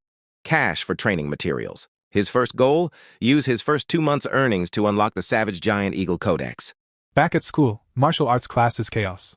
Lin Zichen dominates a sparring session like a human cheat code, defeating every opponent effortlessly. Punches? Dodged. Kicks? Blocked. He even collects prize money, another 888 yuan, and experience points toward his survival of the fittest achievement. Shenning Han, on the other hand, isn't quite a superstar yet. She ranks last as usual, but now she has bite. Flashback. Her previous match against Wen Yuntong lasted 3 seconds. This time? Almost 3 minutes of trading blows, landing punches and kicks. Her teacher, Yao Yuanfan, nods in approval, impressed by her progress. Chu Rui tries to comfort her, but it's clear the girl has leveled up.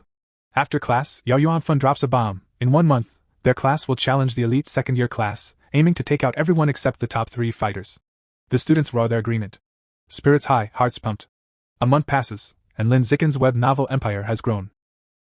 Checking his bank account, he sees a healthy 89,000 W. Jackpot! He heads straight to the supermarket to finally buy Savage Giant Eagle meat. A helpful employee informs him about a 5% discount if he buys 100 gene at once. Lin Zichen pauses, calculating like a general preparing a battle plan, and decides to wait until he can buy the full 100 gene. Discount efficiency is power. The next day, Shenning Han drags him to the cafeteria, bubbling with excitement about a new stir-fry counter. They get there early, snagging a table just before the line turns into chaos. Suddenly, a loud argument erupts. One student accuses another of cutting in line. Shenning Han spots the voice. It's a you. She asks if they should intervene. Lin Zichen casually glances over. Nah, probably unnecessary. He says, confident that Hiyu's natural aura is intimidating enough. Wrong. Hiyu is outnumbered. The leader of the bully crew calls him a punk and surrounds him with friends. Panic? A little. But Lin Zichen? Cool as ever. Shadowed face, calm tone, he clamps a hand on the bully leader's shoulder. Please line up properly. The leader smirks, challenging him. Lin Zichen just grins slyly, pulls out his phone, and says, I'll report you. The leader scoffs. Reporting is shameful. Lin Zichen leans closer, voice calm, deadly. Cutting in line? That's way more shameful. The bullies, now realizing they picked the wrong fight, retreat in frustration. Cafeteria peace restored. Lin Zichen sits back, takes a bite of stir-fry, and thinks, yep. This is why people like me. The scene shifts to a lavish villa in one of Shanghai's wealthiest districts, where the rat god cult is holding a secret meeting. Shadows dance across the room as the cult leader, a mysterious man in a black hooded robe, sits on a throne-like chair, addressing his followers like a dark CEO of evil. Sha Chang is dead, he announces, voice dripping with foreboding. He went crazy at the market and provoked the security squad. One cultist mutters, good riddance, and a few others nod in agreement. The leader's eyes then glitter as he introduces a newcomer, a young man stepping into Sha Chang's shoes. He relays a chilling new command from their Lord Rat God. From now on, the cult must only capture and sacrifice nobles. Ordinary people? Too bitter. Only the creme de la creme will do. A couple of cultists raise concerns. Capturing nobles is too risky. One missing rich kid, and the authorities will come down on us. The leader, unfazed, suggests starting with the sons of wealthy but powerless merchants, high value, low risk. Then, turning to the newcomer, he says, You're new. Don't go after nobles yet. Just capture a handsome young man as a practice sacrifice for one of our subordinates. The newcomer's hood hides his face, but his grin is unmistakable. I won't just capture any handsome man. I'll offer the most handsome man in the entire city to the divine child. He declares, exuding eerie confidence. Meanwhile, back at school, Haiyu is still stewing over the cafeteria incident. He informs Lin Zichen that the students who cut in line are from Class 3 of the second-year honors class, the same class they're scheduled to challenge. Lin Zichen, leaning casually against the lockers, quips, Good grades don't guarantee good manners. His expression darkens as a news alert pops up. Another wealthy heir has gone missing, the 5th in a row. No ransom demands. The pieces click into place. The rat god cult is active. Lin Zikin grimly notes. They're targeting nobles now. The day of the class showdown arrives. The students gather in a massive gym with 2 fighting rings, tension crackling like static electricity. The cafeteria bullies glare at Hayu, and he gives them a defiant gesture back. The rings roar to life as the sparring matches begin. Shenning Han steps up first. Her opponent, a senior from the honors class, launches a fierce kick. Shenning Han blocks it and promptly gets crushed by the sheer force. Down she goes. The seniors continue to steamroll the first years. Chu Rui and others are swiftly defeated without landing a single hit. Victory for the first years finally comes when a muscular, short-haired girl lands a powerful kick on a senior, but it's short-lived. A red-haired senior storms the ring, a whirlwind of destruction, knocking out 9 first years in under 10 minutes, including 3 boys. The first-year survivors are now down to 4. Lin Zikin, Wang Shuo, Lu Gang, and Hayu. The second-year class has only lost 5 students, all girls. Their teacher Yao Yuanfang clenches his fists, realizing the gap in strength is frightening. Hayu, your turn. Yao Yuanfang instructs. He's tasked with taking on the remaining 6 female seniors. Motivated, and admittedly distracted by the thought of fighting attractive seniors, Hayu confidently agrees. True to his word, he defeats all 6 girls with surprising ease. Then it's the boys' turn. A senior from the honors class storms into the ring, stomping menacingly. Ready to die? He growls. Hayu smirks. This is the bully from the cafeteria. Revenge time. Wrong move. The bully is fast, blistering speed, and lands a punishing punch to Hayu's stomach. Down he goes, knees hitting the mat. He tries to retaliate, but a swift kick sends him flying out of the ring. Humiliated and sore, he curses himself for underestimating the opponent. Now it's Lin Zikin's moment. The bully, smirking, challenges him. Wanna try your luck? Lin Zikin's eyes glint. Gracefully stepping into the ring, he thinks, finally, someone worth my attention. The crowd erupts. Cheering classmates chant. Brother Chin, crush him! Avenge Hayu! The match begins. The bully launches a high kick. Lin Zikin doesn't flinch.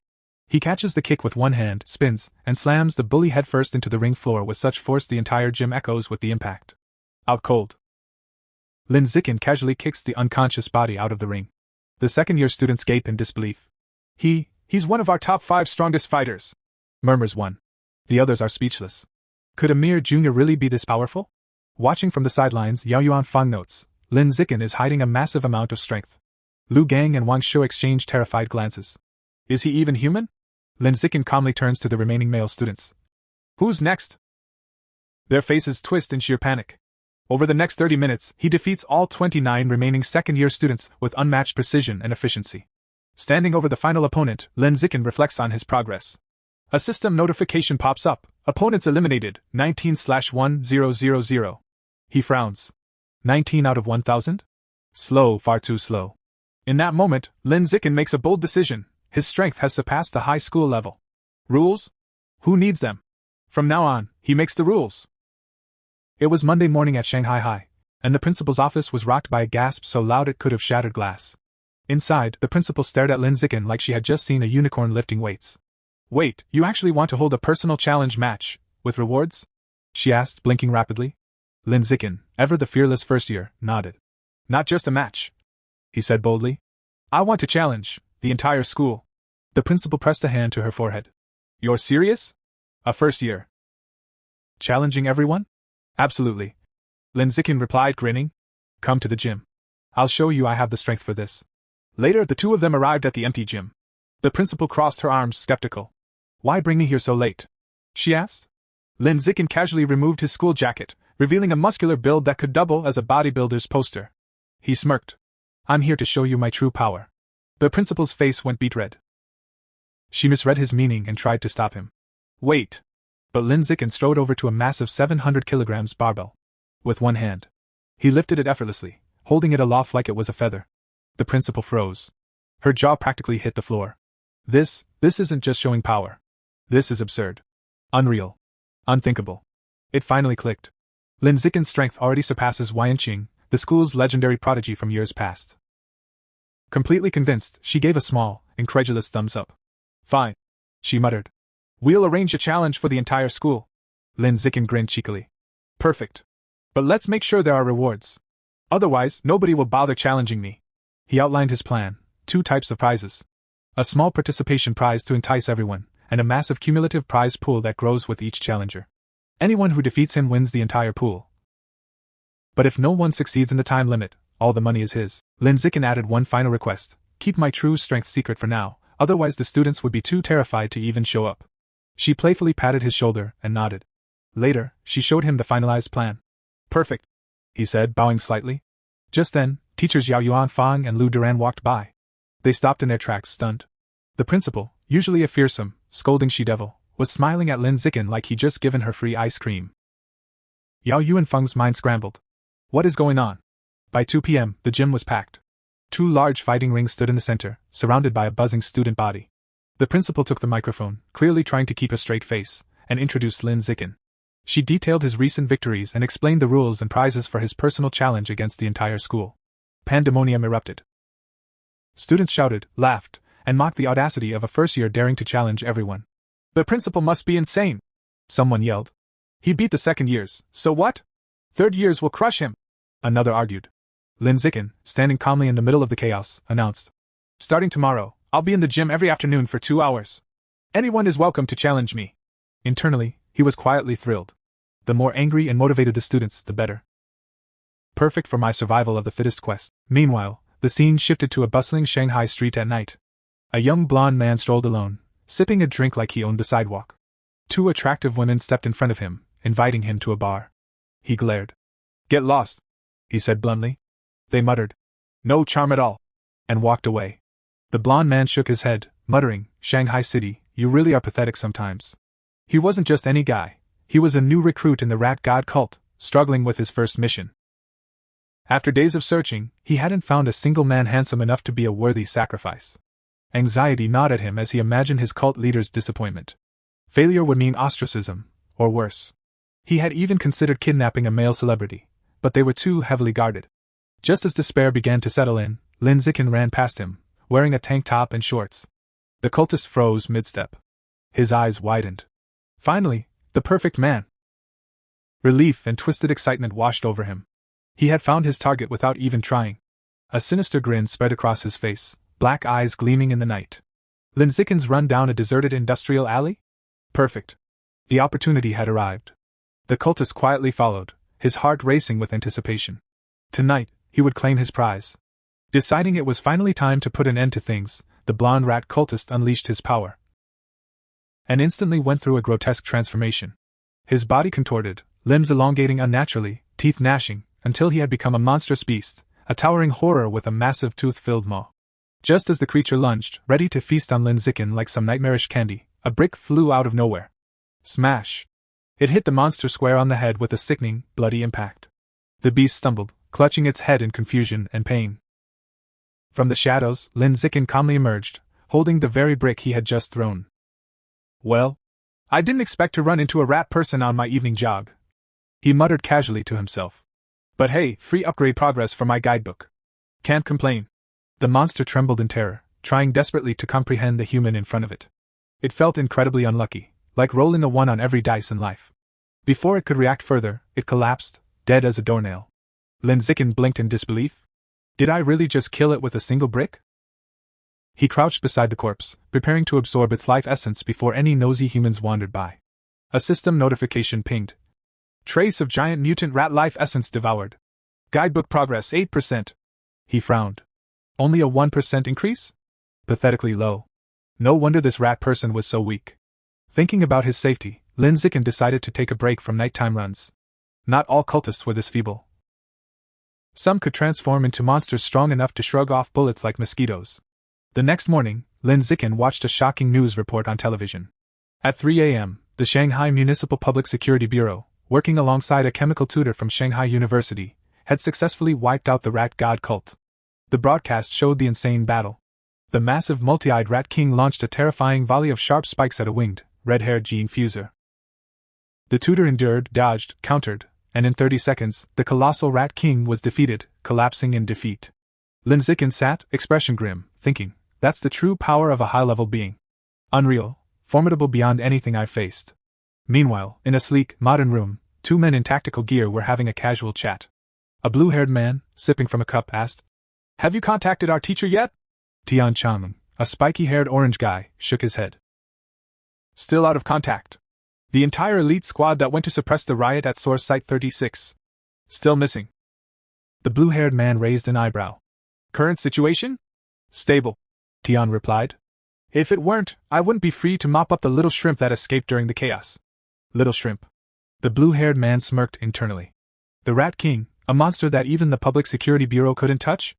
Just a little shrimp compared to Tian. He playfully draped his arm over Tian's shoulder. Since you're here, why not swing by our old school? Give the juniors a lecture. Tian groaned. I'm not an idol. I have real work to do. Come on, the blue-haired man insisted. Guiding cute juniors is work too. Think of it as ideological outreach. Deep in a moonlit cavern, the Rat King had survived its fight with Wu Tian. It muttered darkly about its dietary evolution, first beggars, then young people, and now, the pampered elite. But it wasn't alone. A new, terrifying monster loomed, a colossal green-skinned brute with glowing red eyes and unimaginable strength. The Rat King trembled as the giant beast berated it. I brought you here so your clan could dig tunnels. Not so you could go around eating people and attracting unwanted attention. Do you think you deserve to live? The Rat King whimpered, pleading for another chance. The green giant considered it. Finally, it allowed the Rat King a second chance, but not for free. Without warning, a clawed hand slammed down, striking the Rat King with brutal force. Blood sprayed, filling the cavern in a horrifying spectacle. The giant casually holds the bloody eyeball and comments. Smells terrible, tastes great. Yes. This monster has food reviews. He then reveals the bigger twist. The Rat King that fought earlier? A decoy. The real one had been hiding all along. Clever, but not clever enough. Final warning delivered. Fail again, and you die. Meanwhile, back at Shanghai High. The tone flips from horror movie to school battle festival. It's the day of Lin Zicken's personal challenge. As he walks to the gym, students whisper like he's a celebrity mixed with a lunatic. That's the first year who challenged the whole school. Is he insane or confident? Probably both. But Lin Zicken isn't listening. He's on his phone. Looking at wanted posters.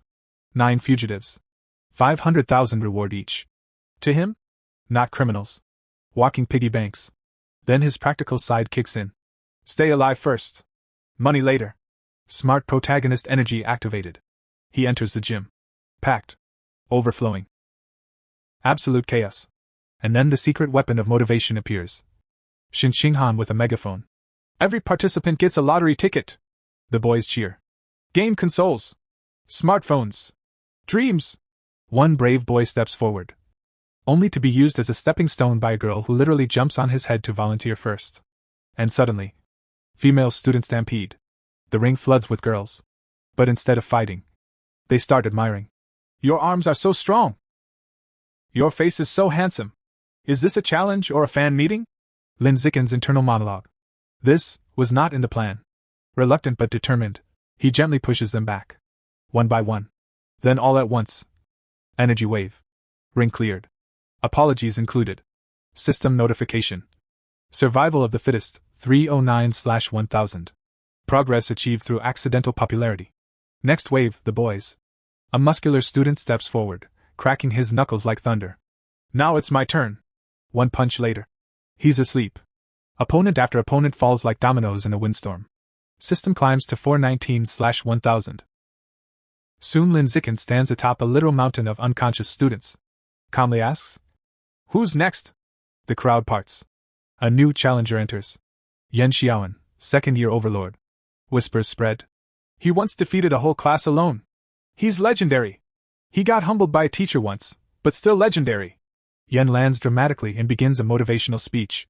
There is always someone stronger. Lin Zicken turns to the referee. Can we start? Match begins. Yan continues talking. Kick. He flies across the ring like a human comet and embeds into the wall. Lin casually cleans his ear. Finally, silence. The gym falls into stunned quiet. Reality.exe has stopped responding. Then, clap. Clap. Clap. Slow. Deliberate.